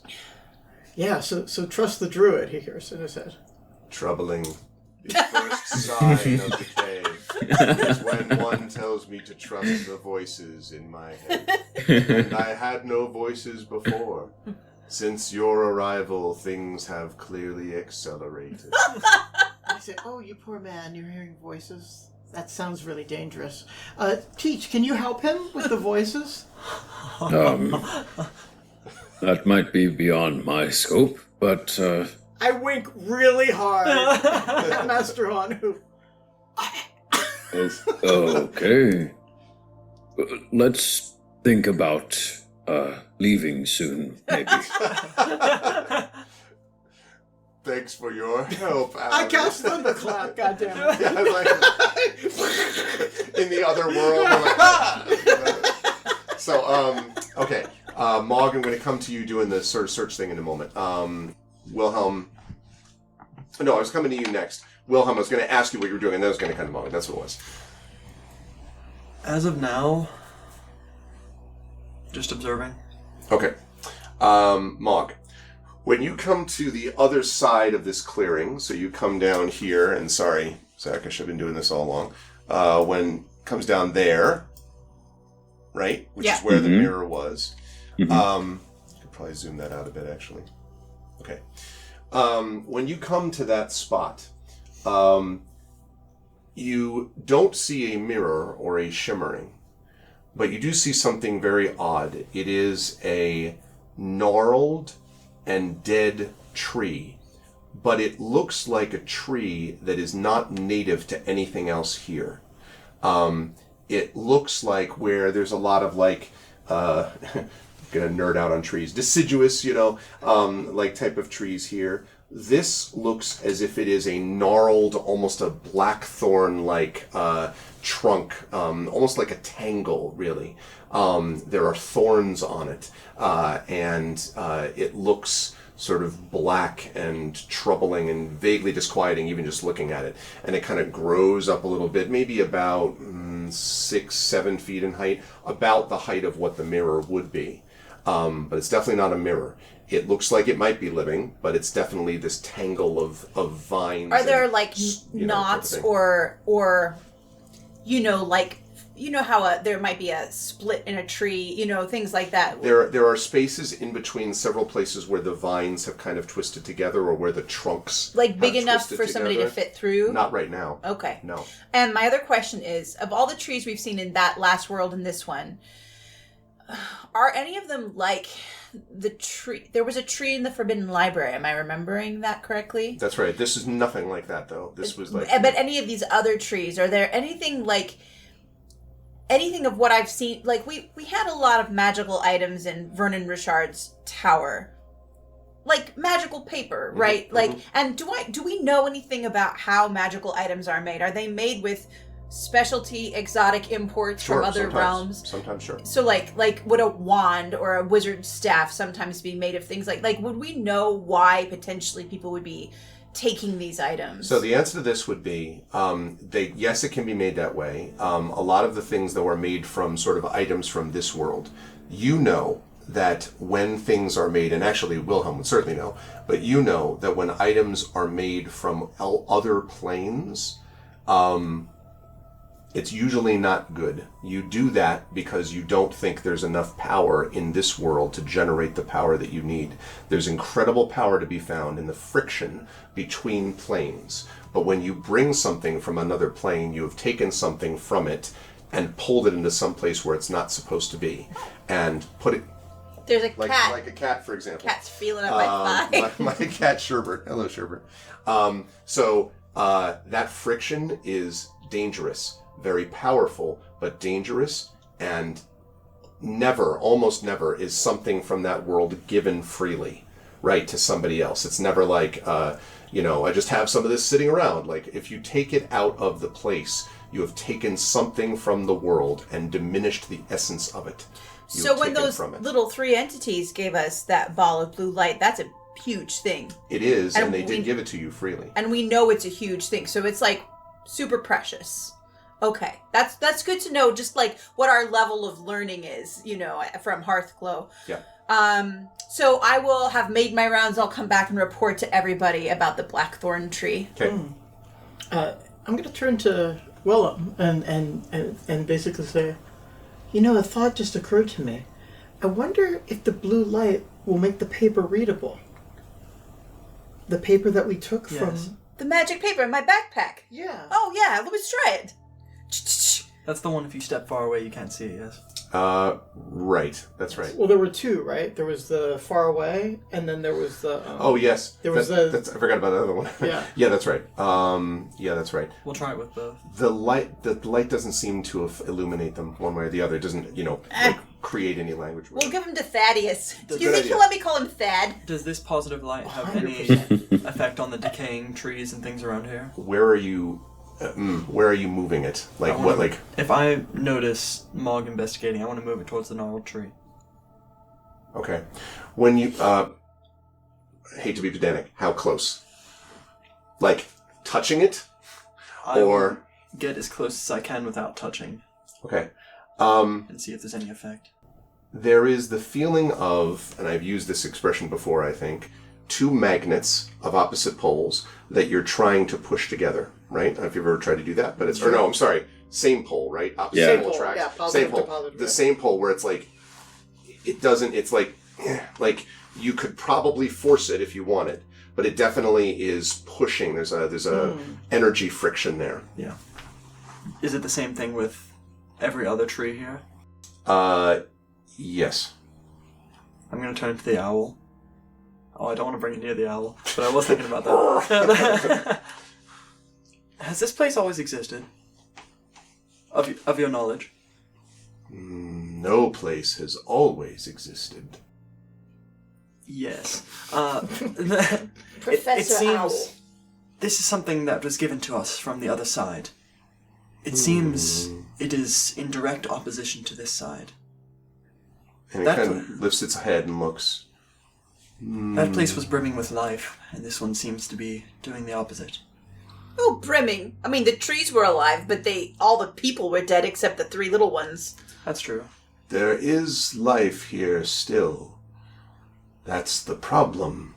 Those who come in looking for the life from that world will be disappointed. Worlds must be taken on their own. That does not come from our world. It is not in opposition to it, but different from it. Some worlds can be combined, perhaps, but that is not for me to say. My place is here. Have you ever ventured to the other side? That would require this place to venture to the other side. And you said that you said that there was a change here. Was the change this gate? There was movement and he kind of like turns his head and then sort of turns his body and sort of picks up and lands on the outside of the stones, looking down at the pool right there. Okay. And he looks down at the water. And you can see, if you come over, you can see the water here does not light up when you get closer the way the other does. But it's very dark, and it kind of almost reflects the owl's features with a slight golden light. You can kind of see him reflected in it. And he looks down, and he says, "There was a time when this place was more or less dead. Nothing stirred or moved. Everything was static. It was you," and he turns his head to Elder Hanu, "who showed us that no thing can stay as it is and truly live. And so the place proceeded forward. We were happy with this. But when those who pass beyond came and took the things which had changed, the leaves and branches, then they took a part of our essence with them. Perhaps if we had stayed as we were, none would have come to find us. None would have taken a part of us with them. I do not blame you, but it is true that what was set in motion may have led to the end of things." Is there any, like, reparation? Like, if we brought some branches back, but you can't really reattach, is there some seeds we could plant? Like, are there things to do? Or is it just an inevitable fumbling toward Armageddon? And he kind of pauses and thinks, and then lifts a wing, and you notice for the first time that there are several feathers missing. Aw. And he says, "These will not regrow, but I will be different if no more of them are plucked. I will learn to live with the difference. It is a matter of what happens now, not what has happened before." So we just gotta stop people from taking stuff from this place. Or sever the gates. Yeah, I was thinking that. Close the doors. I thought all of you would wish to take things from this place. Do not all of you who pass beyond simply wish to take what is here and use it for your own needs? Oh, I just like flowers decoratively, but I will not try to do that again. I wasn't thinking. I'm kind of impulsive, but I'm working on that. And excuse me just for a second. I'm gonna go to the little purple flower. I'm real sorry. I never would have did. Next time I'll do better. I'm real sorry. And the flower, by this point, the leaves all around you have started doing a little bit of this No, again. no, I promise. I'm not even gonna touch you. I won't even breathe harsh on you. I would sing to you, but I think you'd get scared more. Bye. The flower makes no response. Right. No, I understand. That was a very text adventure response. You owe me. This flower has no quest for you currently. You owe me nothing. You don't owe me a quest. I'd give you back a feather if I could. Bye. Okay.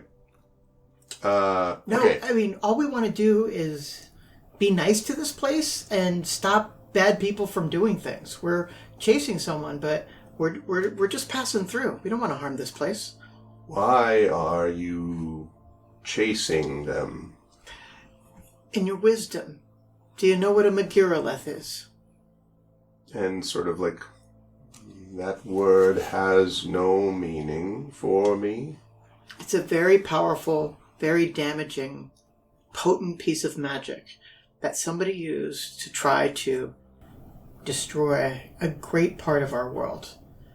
We want to find the person who has it and stop her from doing bad things. What does it do to destroy? It drains magic.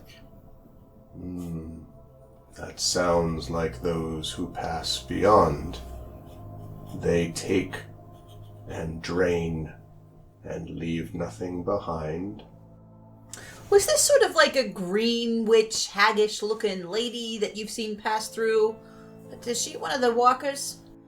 And sort of, I have not seen that. The one I saw was somewhat taller than you, and Cloaked, sneaky, angry. That in. cloaked, angry, Mm-hmm. but not green or haggish. That's good. There was a hag in the other world, is all I'm saying. And then there's Vernon Richard sometimes come in. He's sort of I guess he's tall. I actually don't know. Would you call him a silver fox? He was pretty tall back in the day. Back in the day, professorial, totally evil, kind of murderous.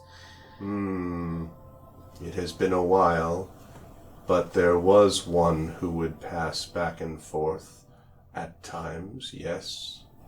And then there's this guy with red eyes.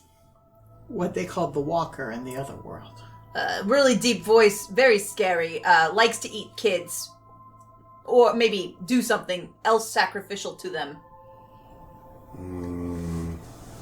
There is one who passed by before, has come forward and backward through the place, and said that this world was his own. I do not know if he was friends with this one in the cloak, but certainly he came by. I did not see his eyes, but I heard his voice. It was deep and painful. Kind of werewolfy, right? Yeah, like demonic. Very persuasive, but in an evil way. And he says, he did not persuade me. If he knew you were there, he probably would have tried. Good thing he didn't. He lifts the wing. This was the result. Ugh. I'm sorry. I'd like to kill him, but I'm not sure I can. But I'd try for you, believe me. I do not know your power, Very little. but I doubt that he has much to fear from you at present. Well, some of us will have long lives and learn a lot as we survive. Look at Teach there. He's like 1,000,000 years old. He's the most powerful person I know. He says, do you mean that you would stop this one with no desire for reward or payment or response, support, care? You would simply help? Well, I'd help in order to graduate. Truth be told, I'd probably help anyway, but I don't need anything from you. I just want an A from my teach over there. Or like a kindly smile, I'm an orphan and I'm sort of attached. And the owl swivels his head towards Elder Hanu. What? Swivels his head back. He says, perhaps. And he lifts his other wing, which does not have any feathers missing, and he says, you may take one of these feathers. We don't want to. That is why you may take one. But why would we take one? It will give you a sense of comfort when comfort is not to be had. I don't know. This feels wrong. It's a gift. Here's something. Maybe it's a difference between you and me. Usually I love gifts, and when people give them to me, I say thank you. Do you know what I mean? And I think that you're worried about people giving away their best things. But one day, you'll give away your best thing, and it'll feel good. I kind of look at Will at the moment. I thought you were shaking your head. I was like, no, I won't do that. I won't actually give it away. It's just, it's a gift economy. So I'll go up and very, very, as gently as possible. I'll try not to even, tear it or pluck it. I'll see if it just comes out if I put my hand near it. It does, actually. You have to put your hand on it. I'll put my hand on it, yeah. Yeah, then it's sort of... and then it slowly folds his wing again. And Do you want any of mine? I'll give a tuft of hair. and the owl sort of looks and says, "I am grateful, but it is not necessary." All right, I'll give it to the flower. I'll just put some of my hair on the flower. It sort of shivers on top of it anyway. So you now have this feather, and the feather is, sort of beautiful, Enormous, right? yeah. It's enormous. It's beautiful, and you can see that it's like perfectly symmetrical in the way that the lines are placed, and then obviously the center quill that's there, and the edge of it on your side comes to a perfect point. Oh, perfect point. Like a quill. Like a quill. And probably huge if it's like wingspan is. I mean, it's like probably enormous. Like an eagle feather. Like a Yeah. pinion feather, what should we call it? Probably a quill. An owl or an owl's wings feather. I mean, Enormous. something like that.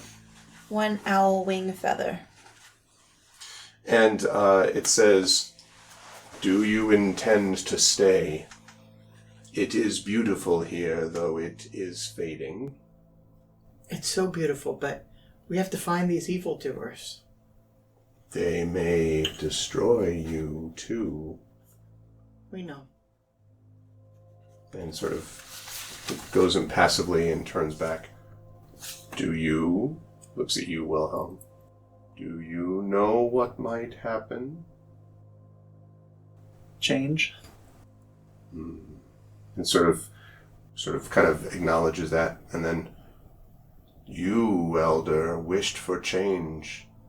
Do you still, even if that change is destruction?" Sometimes one must have a hand in the change and not leave it behind. As you said, I ushered this but did not tend to it.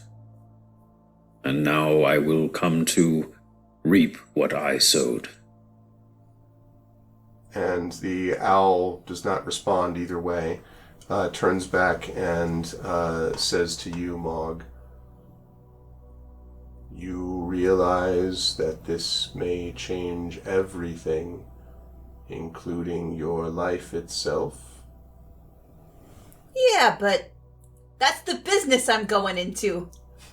And sort of, again, impassively sort of nods and then folds its wings back and says, "Then I wish you might call it good fortune.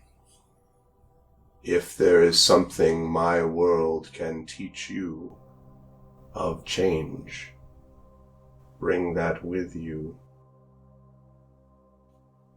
And then he sort of turns and opens and the great, beat of his wings takes off and flies up to the top of the trees and then is lost from sight.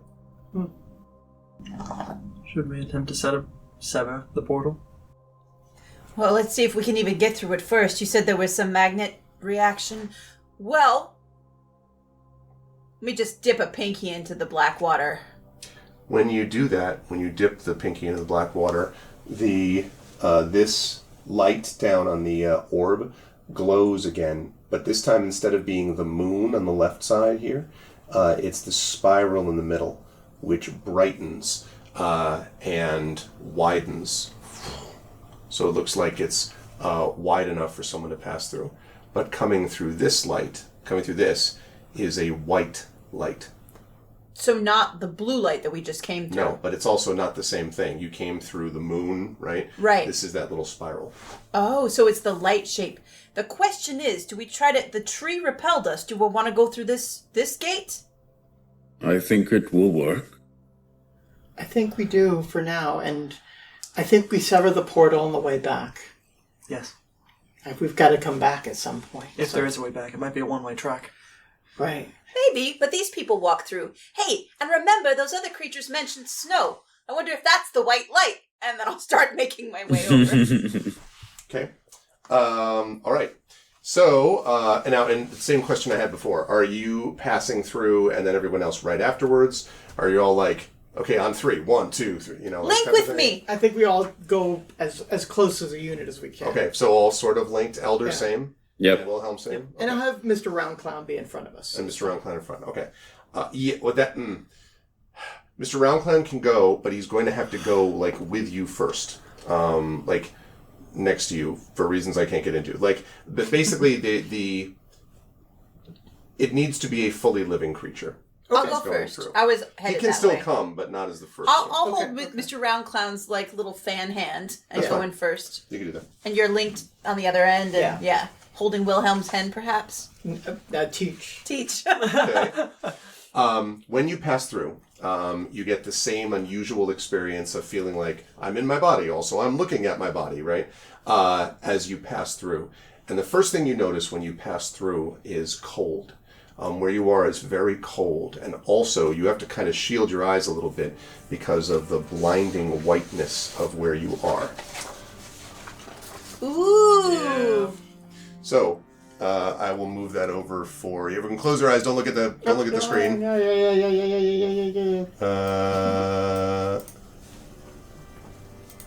All right, you may return to observing.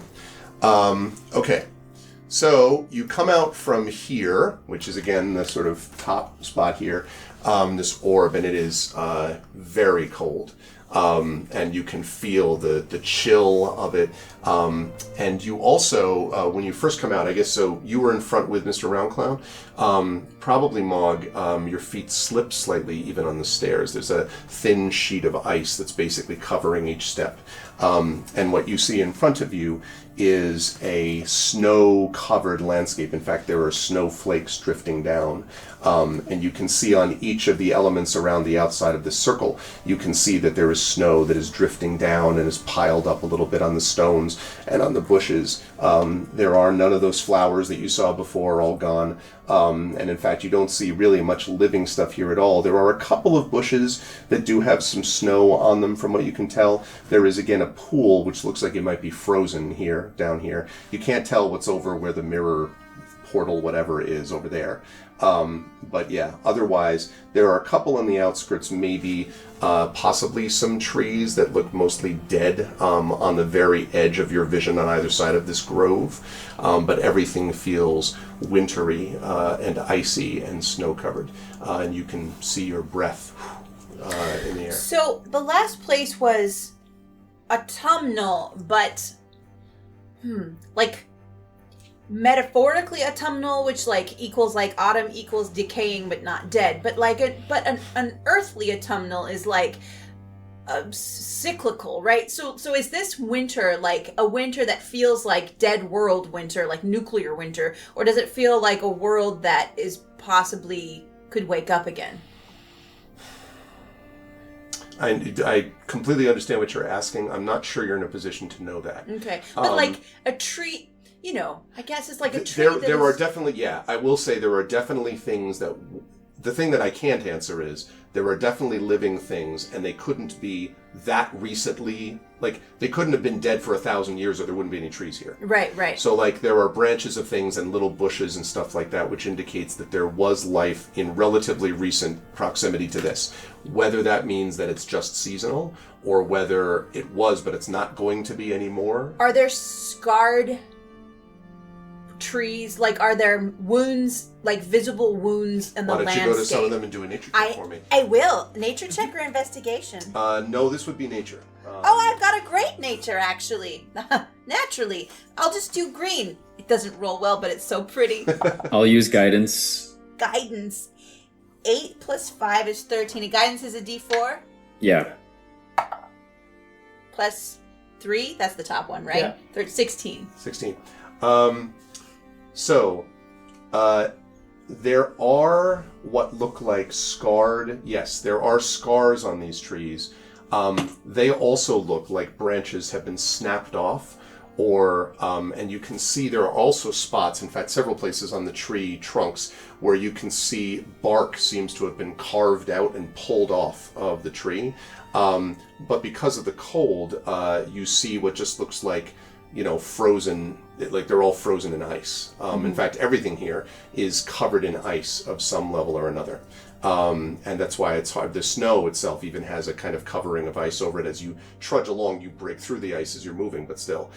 Snowflakes drift down, but everything around you, bushes, trees, and everything, it does seem like some stuff has been taken or removed. More so than in the last world? Yeah.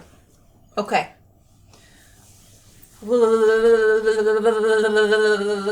Hey guys! Should we look for the mirror? Don't know if there will be one.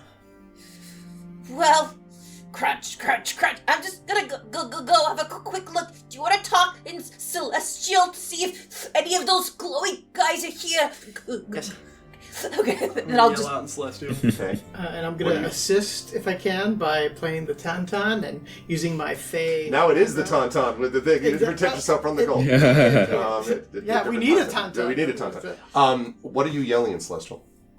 Maybe not yelling, actually. Or, ululating. what are you saying in Celestial? Ululating. Yeah, that's a good one. We have visitors passing through. No harm. Is there anyone here who can help us? Silence. I'll say in Thieves Can't. Hey! What's up? I like that because Thieves' Cant is also symbols, right? So you're like, dab, dab.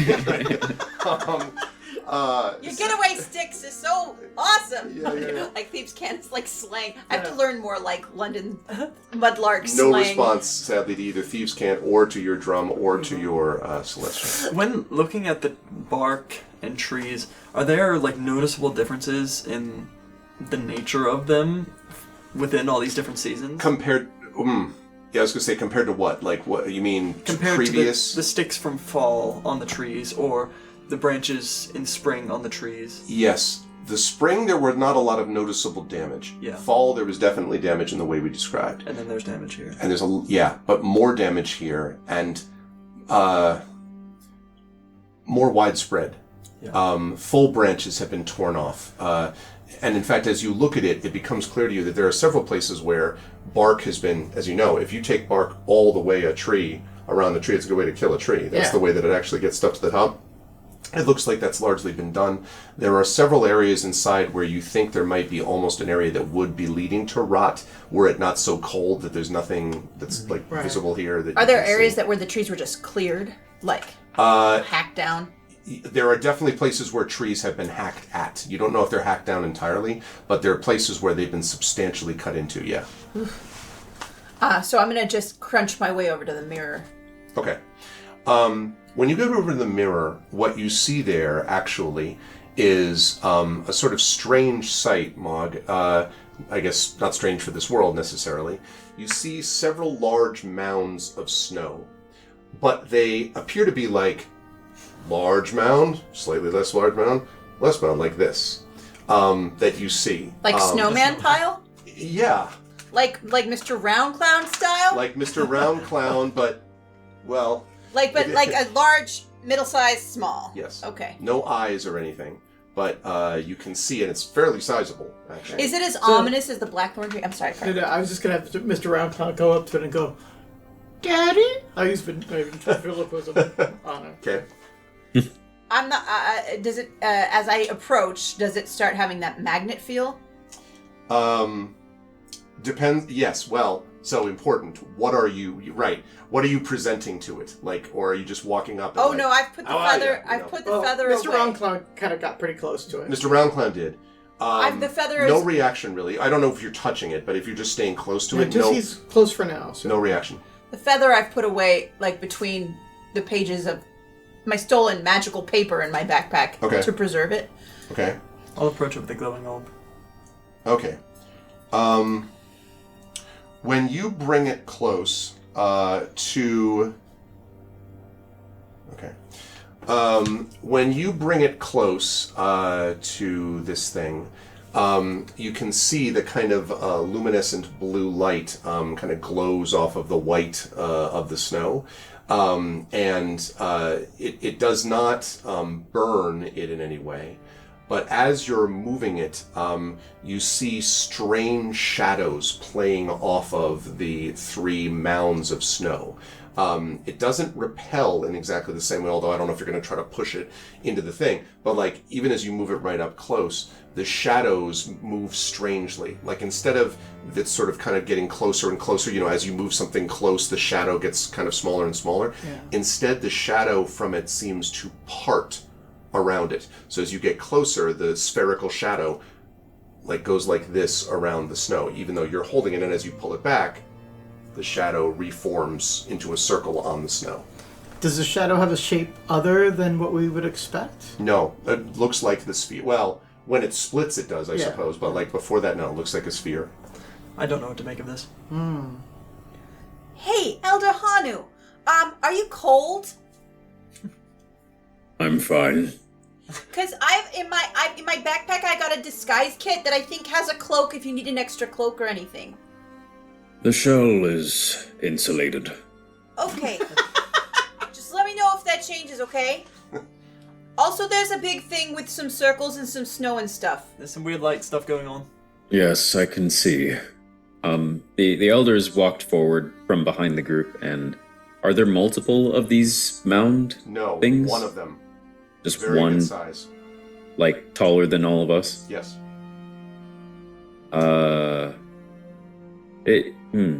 He'll say, I think the next logical step is to touch it. So, I could try to melt a little snow. I have a feeling this is a significant thing. I tried to pluck the flower the last time and it hurt the whole world. Well, let me do a little test. So about 10 feet away from it, I'm just going to use a firebolt to see what impact it has on the snow. Okay. All right. When you firebolt into the snow, it hits and there's this sort of like spray of snow. And then, at least initially, it doesn't seem like there's any reaction. Until, as you sort of like, what? You hear this, and suddenly the bottom circle starts to move. And then 2 icy branches thrust out from the middle. And the suddenly the head, and you see these 2 red glowing eyes. It's the dude. And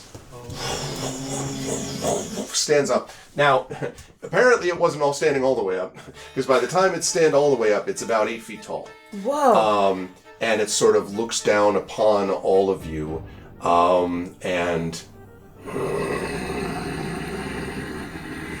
and grabs a piece of snow from the ground, and I would like an initiative roll for it. Whoa! Did not expect that. Nobody expects the massive snowman. Okay, so I have not a great roll. 6 plus 3, 9. I got a 5. I also have a 5. Mr. Round Clown has a 15. Okay.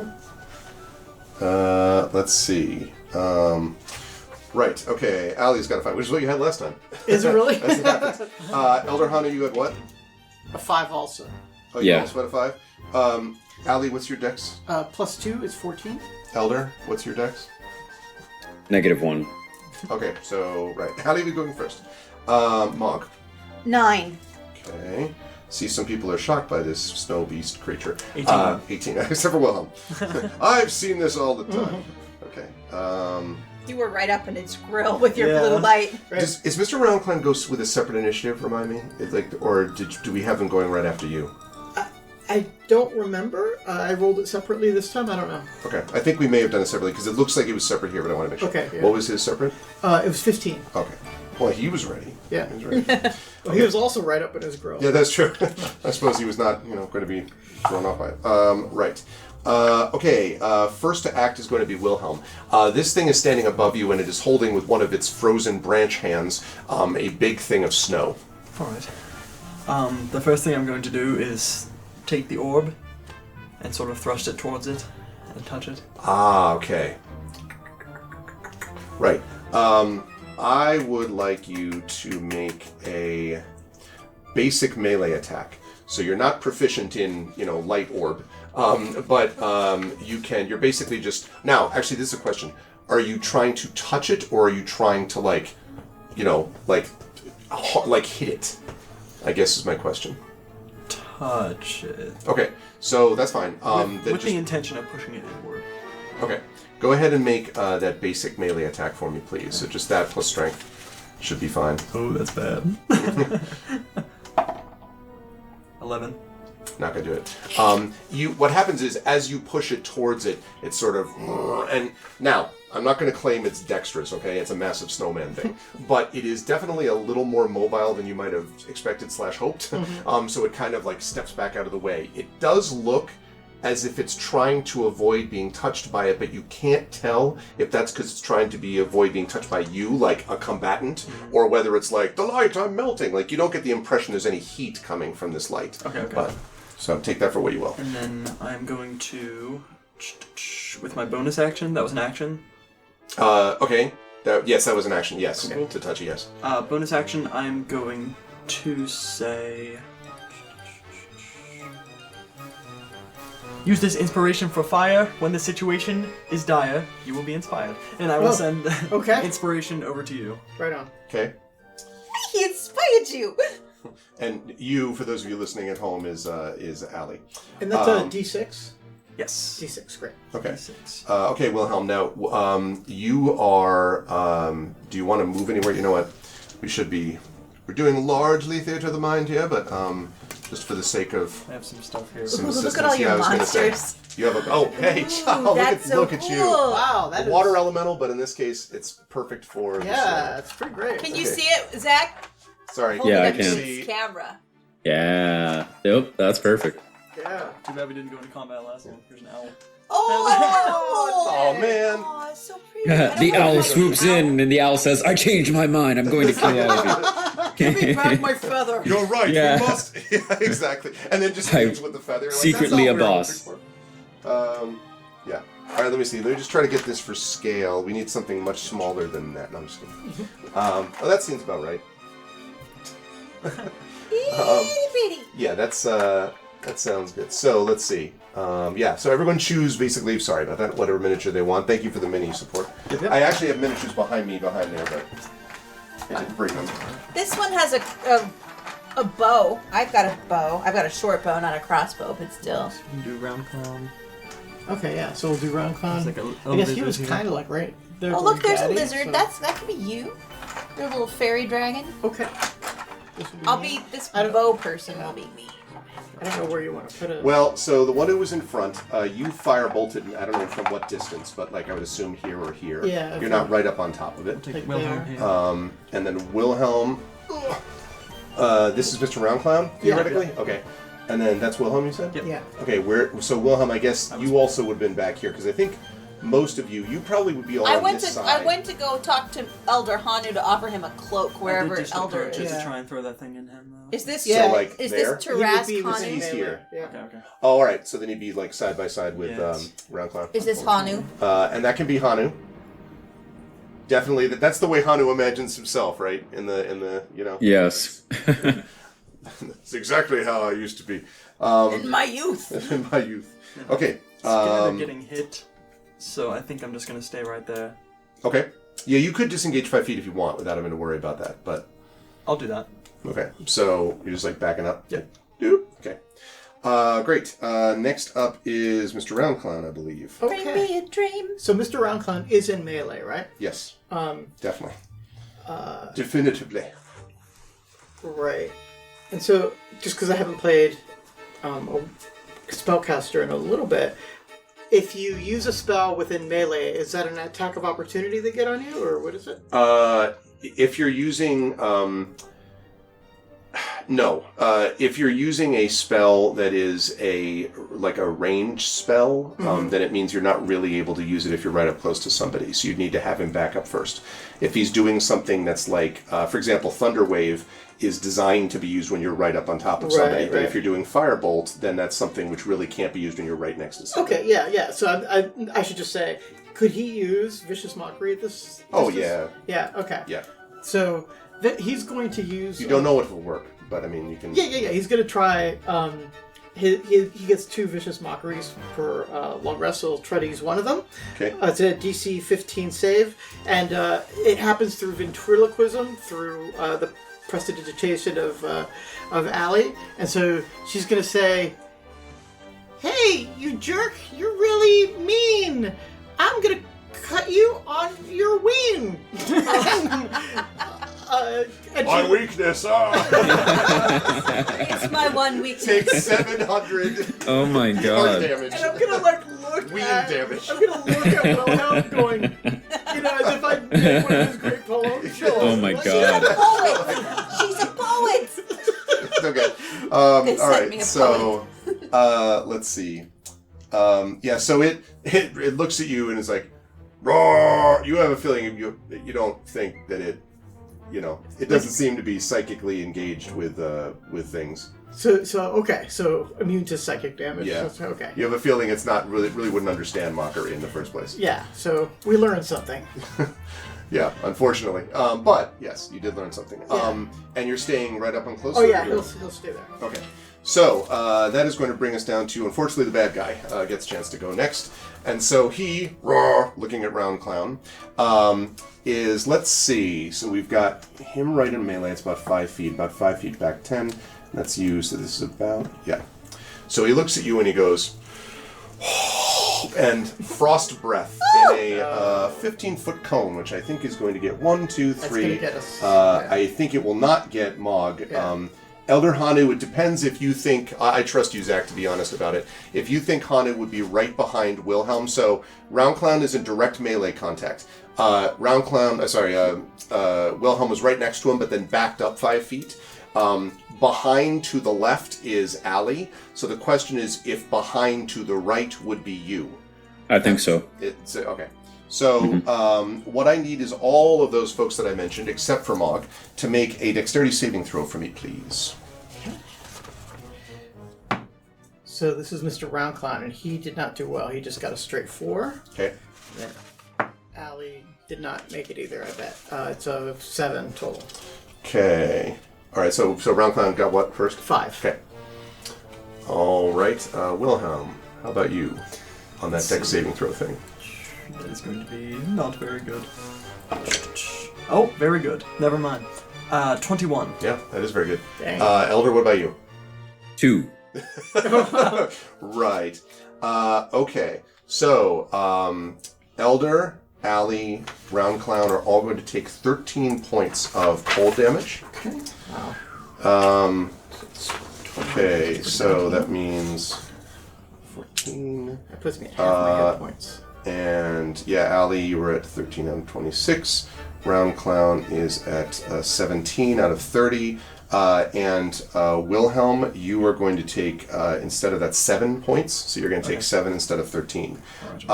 Now, also, you and Round Clown and Elder are slowed, and I don't just mean speed-wise. You are reduced to 1 action. This frost freezes you where you're like, so it means you can take 1 action in a turn. You can't move and act. You could move, or you could act, or you could attack, or you could cast a spell or something, but that's all, at least for the moment. You don't know how long that effect lasts. Including like bonus action. So between That's right. movement, One action, action. bonus, you have to choose one. Okay. Yep. Raw. Okay, and obviously the snowman is going to stay right where he is. And that's going to bring us to, I believe it is Mog is up next, I think. Bonus action, Yeah, hide Mog's behind something. Okay. So You can duck down behind the stones in the pool if you want. yeah, I was thinking I'd do that. I'm gonna try to just at least get partial cover if I can't hide myself from this thing, and knowing that the firebolt sort of maybe woke this thing up. I'm gonna try to cantrip firebolt at it just to see if fire and ice, like it may be totally immune or resistant, or it may be vulnerable. Who knows? That's right. But I'm gonna try to cast firebolt. All right, I would like you to make a ranged spell attack, please. Which should be D20 plus your ranged spell attack is probably using your main modifier, which for you, wisdom. Let me see. You thinking? It'll tell me. My spell save attack bonus is +5. +5. Okay. So D20 plus 5. 16 plus 5 is 21 to hit. Yes, definitely. And it's a D10, I believe, of damage. Damage. I'm just gonna maybe double check that. Damage. I just want to make sure. There it is. Did a 1d10 fire damage. 1 point of damage. You rolled a 12 sided. Oh, that's a 12. Thank you. Which one is that? I thought that was a 12. So it's the one that looks like this, but has the normal number. So where do you put that one? This one? There it is. Yeah. 3. 3. Yay! Okay. Hey, that's better than 1. Okay, so when you hit it, you do seem to do the amount of damage that you would have expected. But as it hits, it sort of hisses and burns, and you see sort of melting, and it's sort of like sort of patting down on its body. The mechanical effect on this seems to be that it's going to have disadvantage doing something. You don't know what yet, but disadvantage. But it hurts a little bit, not more, but it does something. Okay, that's interesting. More than just the normal damage would be. Yes. Okay. Mm-hmm. Fire! Everyone, fire! And then, do you want me to roll for like being hidden, or just because I? No, well, it depends. Is that what you're doing? So if you want to do that, then you would hit with a firebolt, and then you would hide. Try to stealth. Oh, if that's what you want to do. Yeah, if I can retcon it to hit first, and then Start bonus retcon, action fine. hide. Yeah, because you have enough movement. You could. I'm assuming if you're here, you're like up from behind the pool, firebolt, and then you're ducking back down. Yeah. Yeah. So go ahead and make a stealth check for me. I don't know if you have advantage on hiding things or advantage on stealth checks. I have a +7 to stealth, and I have an E in it rather than a P.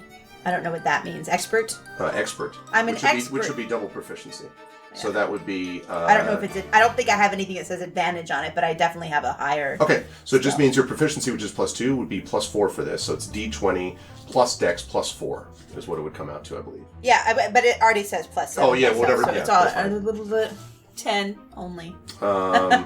So a total of 10? Yeah, I rolled a 3 plus 7. Yeah. Maybe. He saw me go down. Yeah, maybe it's the part where you said fire. Then you're like, fire, everyone! Oh, there's a point. No, he doesn't talk. But yes, okay. So he doesn't talk. He's not the other red-eyed guy then. He doesn't seem to be talking. I mean, he's roaring a lot. Okay. Definitely a lot of roaring. Okay, good stuff, Mog. That is going to bring us down to Ali is next, and Elder is last to go, but Ali first. I'm just going to go backwards. So I'll go 5, 10, 15, 20 feet. Okay. And that's what I can That's what you can do, yeah, because that action at the moment. And I will tell you that then as you do that effect passes. Okay. So you can do your full thing next time. Elder. Okay. The Elder will use one of the features of his Druid subclass, which is the Spirit Totem.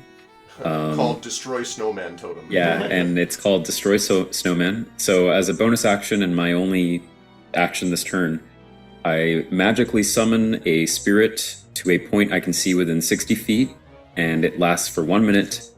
The spirit has an aura or radius of 30 feet. And I'm going to choose the bear. So a bear totem, as I extend my staff out, the spirit of a bear will appear sort of in the middle of all of us so that everyone is within 30 feet of it, including Ali.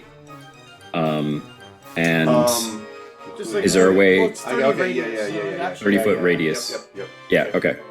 And it says that when you summon the bear spirit, it grants you and your allies its might and endurance. Each creature of your choice in the aura, when the spirit appears, gains 8 temporary hit points. Ooh, nice. Including myself. And you and your allies have advantage on strength checks and strength saving throws while in this aura, which probably won't be the most useful, but the healing is good, or temp healing. And I'll sort of roar out at the giant snowman, and as I do, the bear spirit roars as well. And that's my turn. Okay, good stuff. And that was the end of the round, which brings us up to the top of the round, and brings us to Wilhelm. Alright, this doesn't seem to be working. I'm going to put away the orb, and I'm going to say... With air of steel and sound of thunder, let this fracture tear you asunder. And I'm going to That's cast. much better. And I'm going to cast Shatter. Okay. And I'm going to aim that to Ooh. the back of him, so it doesn't hit any of us. Okay. Something that Shatter says that might apply is a creature made of inorganic materials such as stone, crystal, and metal has disadvantage on this saving throw. I don't know if this falls under that. Yeah, no, I know what you mean, but it's not. No, crystal will be the closest, but it's not Yep, made yep. of ice even. Gotcha. Snow-based. So that's going to be a Snow-based. It's a snow-based creature. Constitution saving throw. Okay. All right. It may or may not be disadvantage for the fire. I was but we about don't to know. say you'll be happy to know. Oh, actually, no, not on saving throws. Okay. Yeah. probably six attack. Unfortunately. Okay, what am I aiming for? You are aiming for What's your DC on the saving throw? 13. And he's going to make that. Yep. Not by much. Alright, so he takes half, which is going to be. Whoa, not bad at all.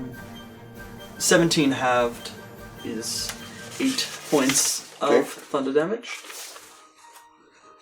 All right. It's a big ow. Awesome. Okay. And I believe that is my turn. Right. Right, because you can't move because of the whole being hit by the thing. Yes. Oh you made your you were Yeah. not affected by that double action thing. Yes. So you you still could could move somewhere if you wished because you made your save. So I don't want to get hit by. yeah, well you're 5 feet away, so you could like slide behind, but you could also stay right where you are. I mean, at the moment, Round Clown is sort of the If I can move out of the radius of his. yeah. Yeah, rotate. That would be beautiful. Let me see if there's a way to do that. Well, the way that I would say is there's 2 ways to do it. One, because your compatriots will let you through, you can go back up and end up like up here where you're out of the 15-foot like radius. Would that provoke opportunity? 50-foot range? No, because you're 5 feet away already. Ah. Or you could try to get over like the stones here and everything and like move to the side basically instead of backwards. But if you do that, you're going to have a slight dex check. It's not a terribly difficult one, but it is a dex check. I'll do that. Okay. So go ahead and make it. I'll take acrobatics on this also. Perfect. Yeah. Alright. That is going to be 19. 19. Yep, that's fine.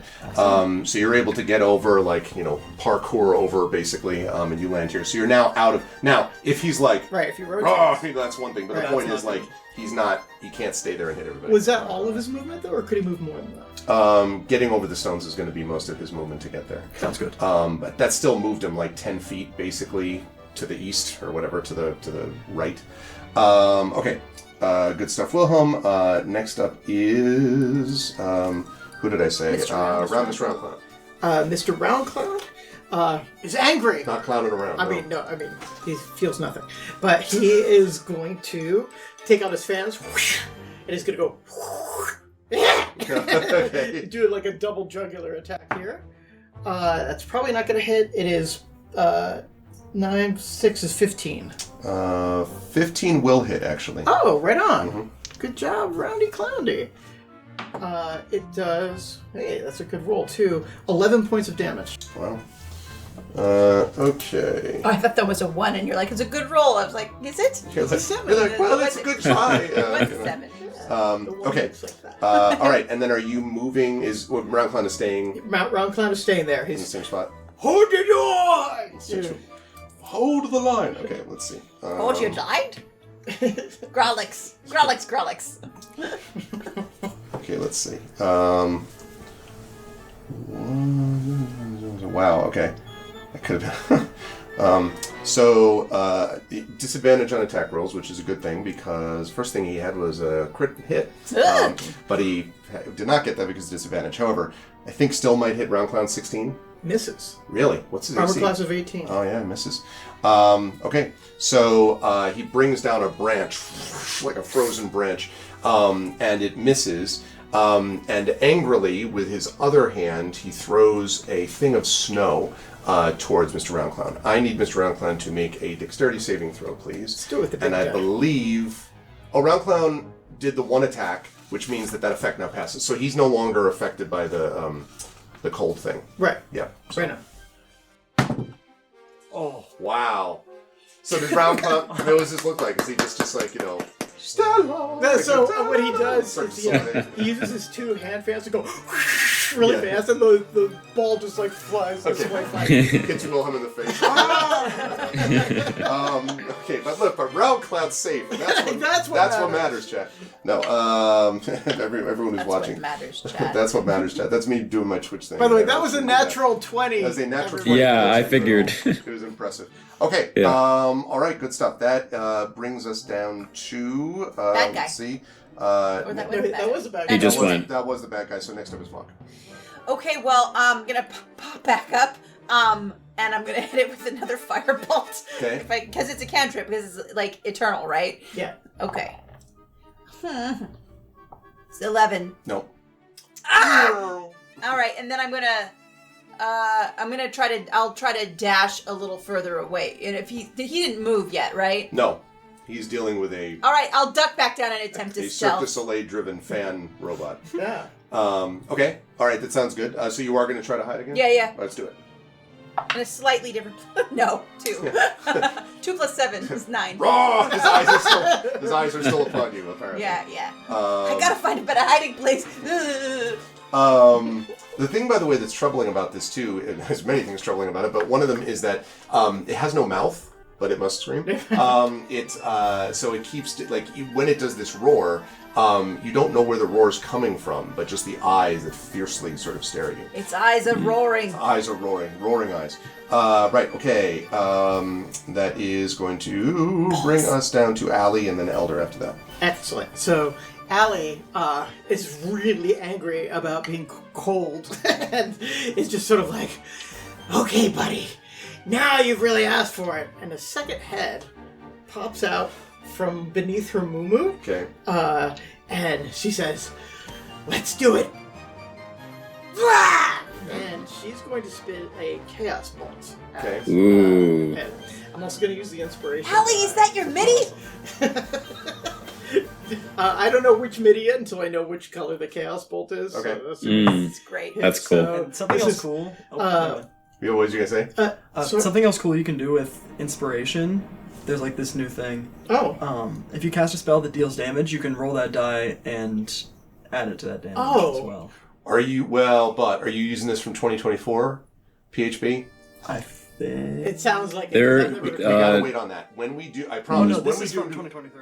I think Yeah. it's from Tasha's. There. Oh, it's from Tasha's. I think so. Yes, Tasha's added a whole bunch of precursor options. Just Essentially, a the moment. 2014 classes came. 2014 classes came out. Excuse me, the rules lawyer showed Yeah. up. Excuse me. All right, musical interlude. Every single class got some additional new options that were basically like the prototype of what 2024 became, but they've been out since Tasha's has been out. So Bard has a new use for their It's called inspiration. Magical inspiration. Yeah, Yeah, that does. if you go to the Bard section of that, but Hernandez, I know you like playing wizards and sorcerers, but I think that's where like when when Fob would do steady aim is from Tasha's. The rogue steady aim ability. I think Flash of Genius that Trent uses in his is also Tasha's. But yeah, that's an artificer. Is this under? You said this is under Sorcerer? Under Bard. Oh, it's under Bard. Well. Oh, because he's using your inspiration as the bard. I see. Magical inspiration. This creature will add the number rolled as a bonus to their points for gain of the damage dealt. Okay. Okay. Yes. So is that okay to do? Can I do that? Yes, you may Okay. do that. Thank you, Tasha's. Thanks for their. Yeah. So the roll is 21. Okay. That will hit. Okay. So then the damage is 2d8 plus 1d6 plus another 1d6. That's a lot. And Yeah. Yo. how do you know what color it is? I have to roll the d8s and then I have to pick from among those. So I only have one. So Oh, I have lots. that's okay. It's 7 and 6. Great rolls. Okay. So let me just tell you what kind it is because it might matter for this dude. Sadly, it's cold damage. Well. Yeah. It can be either. It's actually not great. Poison or psychic. Oh dear. Psychic is immune. So and then 5, and then 4. So definitely, I would pick poison. Okay, poison. So total of It's 13 plus 9. so 22. Yeah. Okay, it's looking pretty messed up. So poison works. Poison works. Does not seem to actually poison it, but just seems to have an absorbable regular effect. Okay, yeah, it looks pretty messed up. Okay. Yep. And then I hiss at it with my little. I guess that would be like the green dragon head that went like that. It's like rah, rah, seems a little unhappy about all this. Okay, good stuff, Allie. And you. So where did you move up to do that? I can cast it from a million miles away. So you did. You cast it from roughly a million miles away. Yeah. More or less. Yeah. That's a technical term. Okay, Elder. Yeah, the range is under 20 feet, so that's fine. Elder, you're up.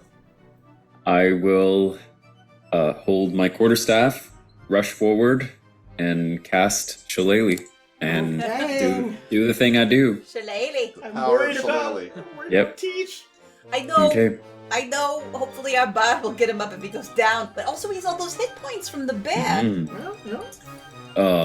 Okay. I just got a 2 on the die to hit, so that's a 7, which will miss. Sadly, not going to make. Yeah. And you take a huge chunk out of the snow next to it, though. Like that. Yeah. That snow will not bother anyone again. That was I a look at really this- good warm-up round. Yes. I look at the snow that I hit instead of it, and I point at the snow and say, That is what I will do to you. That's only a sample of what you can expect next turn. yes. This is a Costco now. I'm giving you free samples. I serve nature. Okay. That's my turn, folks. He seems unimpressed. All right, top of the round. That brings us up to Wilhelm. Awesome. Gonna do it again. Let the air around you shatter and feel my writer's wrath. Oh, let the air around you batter and feel my writer's wrath with a shatter. You messed There up the it is. rhyme. Negative disadvantage. No, that's fine. All right. It's Constitution again. Yes. 13. No, he doesn't make it that time. Hey! That is going to be, pretty alright. 10 points of thunder damage. Well, you'll be happy to know that he was already pretty hurt. When you hit him with that thunder damage, there is this, and then he. I need Round Clown for sure, and probably Elder. I think everyone else is out of range. But Round Clown and Elder, I need you to make dexterity saving throws as this thing blows up and ice My and favorite. snow shards from everywhere. Oh.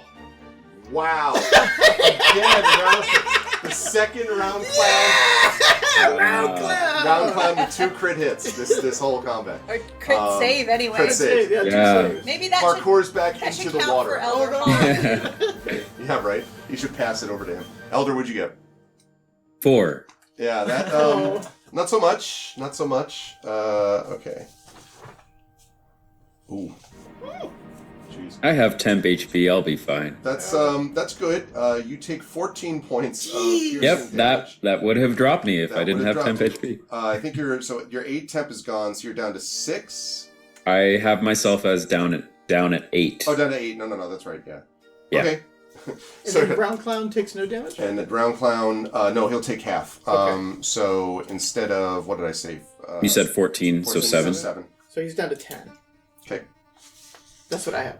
Yep. And and then all that you see that's left glowing in the snow are 2 red, and then you see them kind of like sort of melt through the snow, and there is 1 remaining red crystal, which just lies on the ground. Shiny.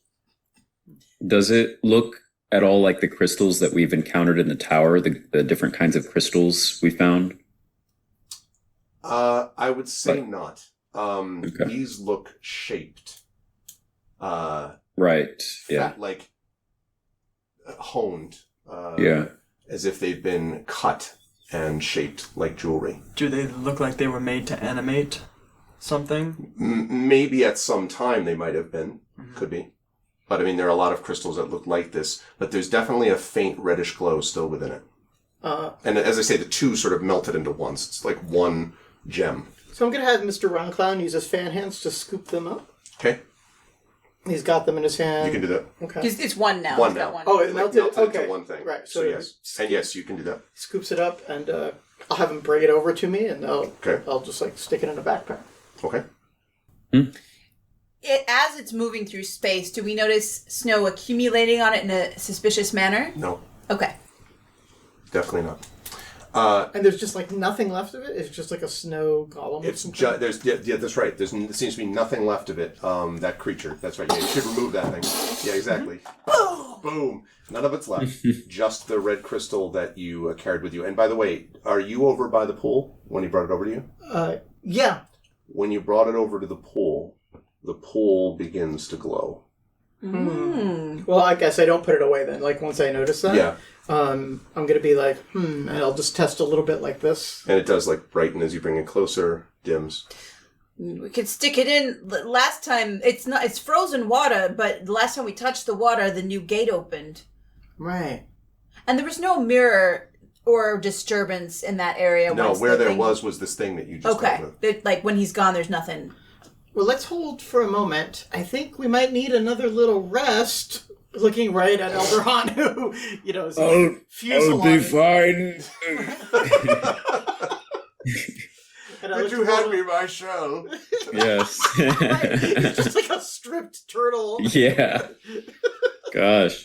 Are you going to try to take a rest? Well, so first of all, I look to Wilhelm and say, like, do you have anything to help teach out? Oh, sure. Oh, no. I say, yeah. We're steadily reaching the point where we might need to take a long rest, but preferably not here where it's so cold. Maybe a short one here, and then we try to push on. I think that's a good idea. If we, maybe try to rest up at least a little bit before we move on. Sure. I got a lantern. I got a tinder box. Let me light my lantern, and we can at least warm our hands over it. Mm-hmm. So I'll just get my lantern out, light tinder box, oil flask, all the things, little glow, And I think as you do this and you set the lantern up and do all of that, if we pull the camera back slightly, we can see where's the crystal?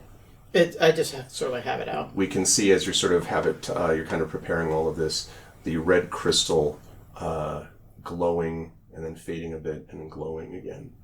like a heartbeat. Yes, and that is where we're going to bring our session to a close. Oh! So, good work, everybody. We have completed day 4. Day 4. But as you can see, we are rapidly moving forward to what end? We don't know. This was a lot of fun. I was looking forward to seeing what would happen with some combat and also with a bit of a seasonal exploration of things, which all of you did in a lovely way. And so, because I know time is important, I shall move us forward, and I shall, I guess, start in reverse order. So I guess I'll start with Zach, and then I'll move back the other way.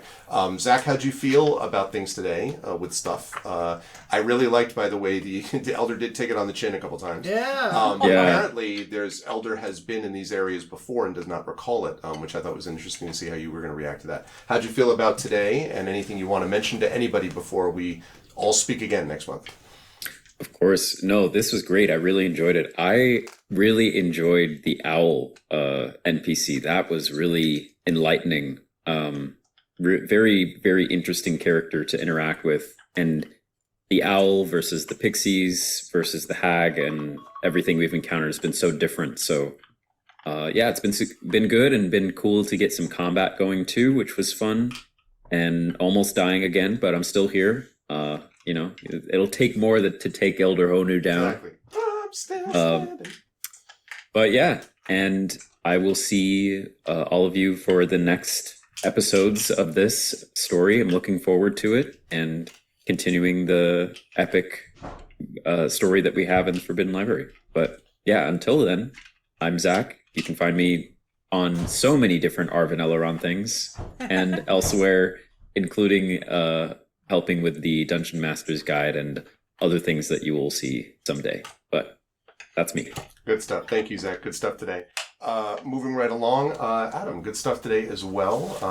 And also good luck on the performance tonight, which was going to be great. How did you, I was really interested to see there were several moments, especially the speaking celestial was interesting to me, where you're speaking to these creatures. You understand something about them that they maybe don't understand otherwise. And that sense, I was reminded again when you mentioned the pan flute, which is that really super lovely moment that people need to go see. It was a really good moment about sacrifice and giving away something. This happened in the second part of the Forbidden Library trilogy. But I was reminded of that about what Wilhelm didn't remember. And what Wilhelm is dealing with now, because all of this is like magic in some capacity or another. How'd you feel about today, and anything you want to mention to folks before we head on out? I think he's really starting to get his bearings as someone who's more confident in his work. Yeah. And in doing that, he's also becoming a little skeptical of that one, the teacher, and not remembering some of these things that he may or may not have done. And that might be an interesting thing to explore in the future. Yeah, absolutely. It's going to be interesting to see how that goes down. For the folks, because I know you're going to do this now, will they be able to see recordings of that? Possibly. Yeah? Yep. At some point, I may have my plays and their performances uploaded on my website. Oh, cool. Which is just adampetrosino.com. But, yeah. Okay, we will put a link in the show notes also for that too. Yeah, absolutely. So thank you, Adam. Great stuff today. Moving right along swiftly, we have Claire. Claire, good stuff from Mog. I thought that there were several sort of poignant moments in the same way about. I love the moment of like being like, "Oh, you're saying taller," and then you said this thing about, "I think you're beautiful." You're like, "Yeah, I am." Like it's like you're right. This is not a moment. Thank you for that. Great. Like, no, I know.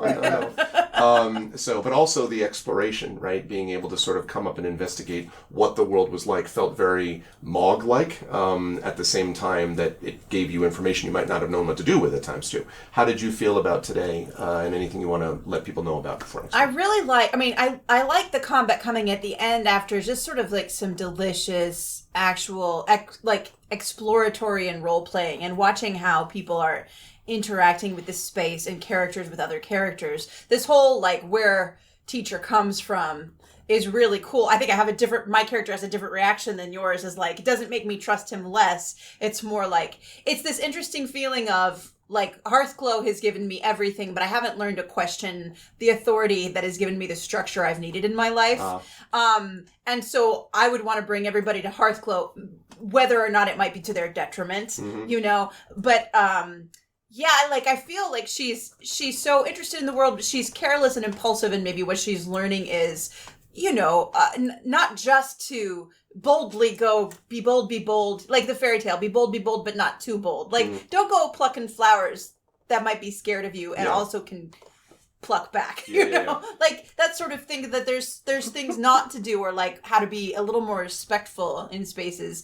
I really enjoyed it. It was good stuff. Anything we need to know about before next month that people should be on the lookout for? When's the first one coming out? Because that will shade within what the I next say. week or so. Okay. I would say This Saturday, which would be November something. No, that's tomorrow. It won't matter. definitely not by then.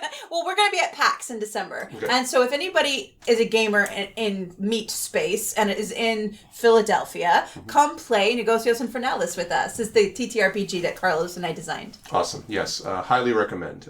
Thank you, Claire. Good stuff today. Last but certainly not least, Carlos.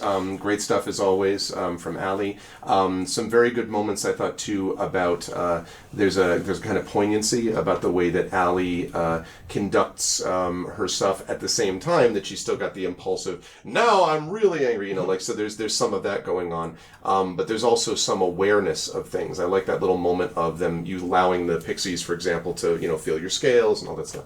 And then obviously had to deal with a huge snowman. Yeah. And giving them purple hair. And the purple hair was great. And obviously, as Mr. Roundclown, you just crit all the time. Crit save. Crit save. How did you feel about today, and anything you want to let people know about next time? Yeah, it's totally fine. I'm very grateful to you as a DM, because you put up with my bullshit and you try to work with it. Here I am trying to pretend to be an owl's conscious, and you give me a roll, which I That really was funny. appreciate. That was very funny. That was, but that's what I mean. Like, that's kind of what I play D&D for, and you're there for me, man. So thank you very, very much. No, it's like a totally fun session. Had a little bit of everything, like this world is very sort of like mysterious, it has a very fairy tale-like feel as we're moving through all of the seasons, and so, which is appropriate for the Fae-like denizens. And this threat, whatever this is, that keeps, going along, too. Exactly. So, it has, a really cool D&D feel, but also very much like a kind of like a fairy tale kind of feel that I dig also as well. And we're just having lots of fun with the character interactions too, which are, I think, just... I like your poison midi, which we call Pity. That's the name of that dragon head. Amazing. Amazing. We'll have to name them all. Yeah. Something. Something. Itties. Oh my god, the fire one would be Fitty. And then the ice one is Itty. Itty. Fitty, Pity, Fitty. Liddy. Don't think about thunder damage. Fitty. I was waiting for it. Fitty. I was waiting for it. Yeah. Oh god. So you can find me and my middies at PAX, just as Claire said. So, like, that's, like, the next big thing we have coming up. Except for the thing that we actually have coming up this weekend that is too late for all of you. But you should check out the recording that I'm sure will... I don't know. It's like a private Zoom reading. But we do that. And if you're curious, on my blog, csecoonie.com, I also have a newsletter at csecoonie. So, like, I do talk about these things all the time there. If we're doing something creative, I'll probably post about it. So you can catch me on CSE Cooney's everything. newsletter. I talk about him all the time, too. Very good stuff. I'm really grateful as always to all of you. It's going to be awesome. We will be back at the Klein in December as we are closing in towards the end of the Hearthglow show, but we may have a very big announcement coming soon about what the finale will look like, but we have to work out details and all that sort of thing. In the meantime, please continue to check this out. Spread the word on arvanelaron.com, which is where it's located. You can also find it on YouTube under the Hearthglow playlist, and thank you to Triffett, our amazing audio editor, for doing this work as well. Yay. And otherwise, we will see you back here.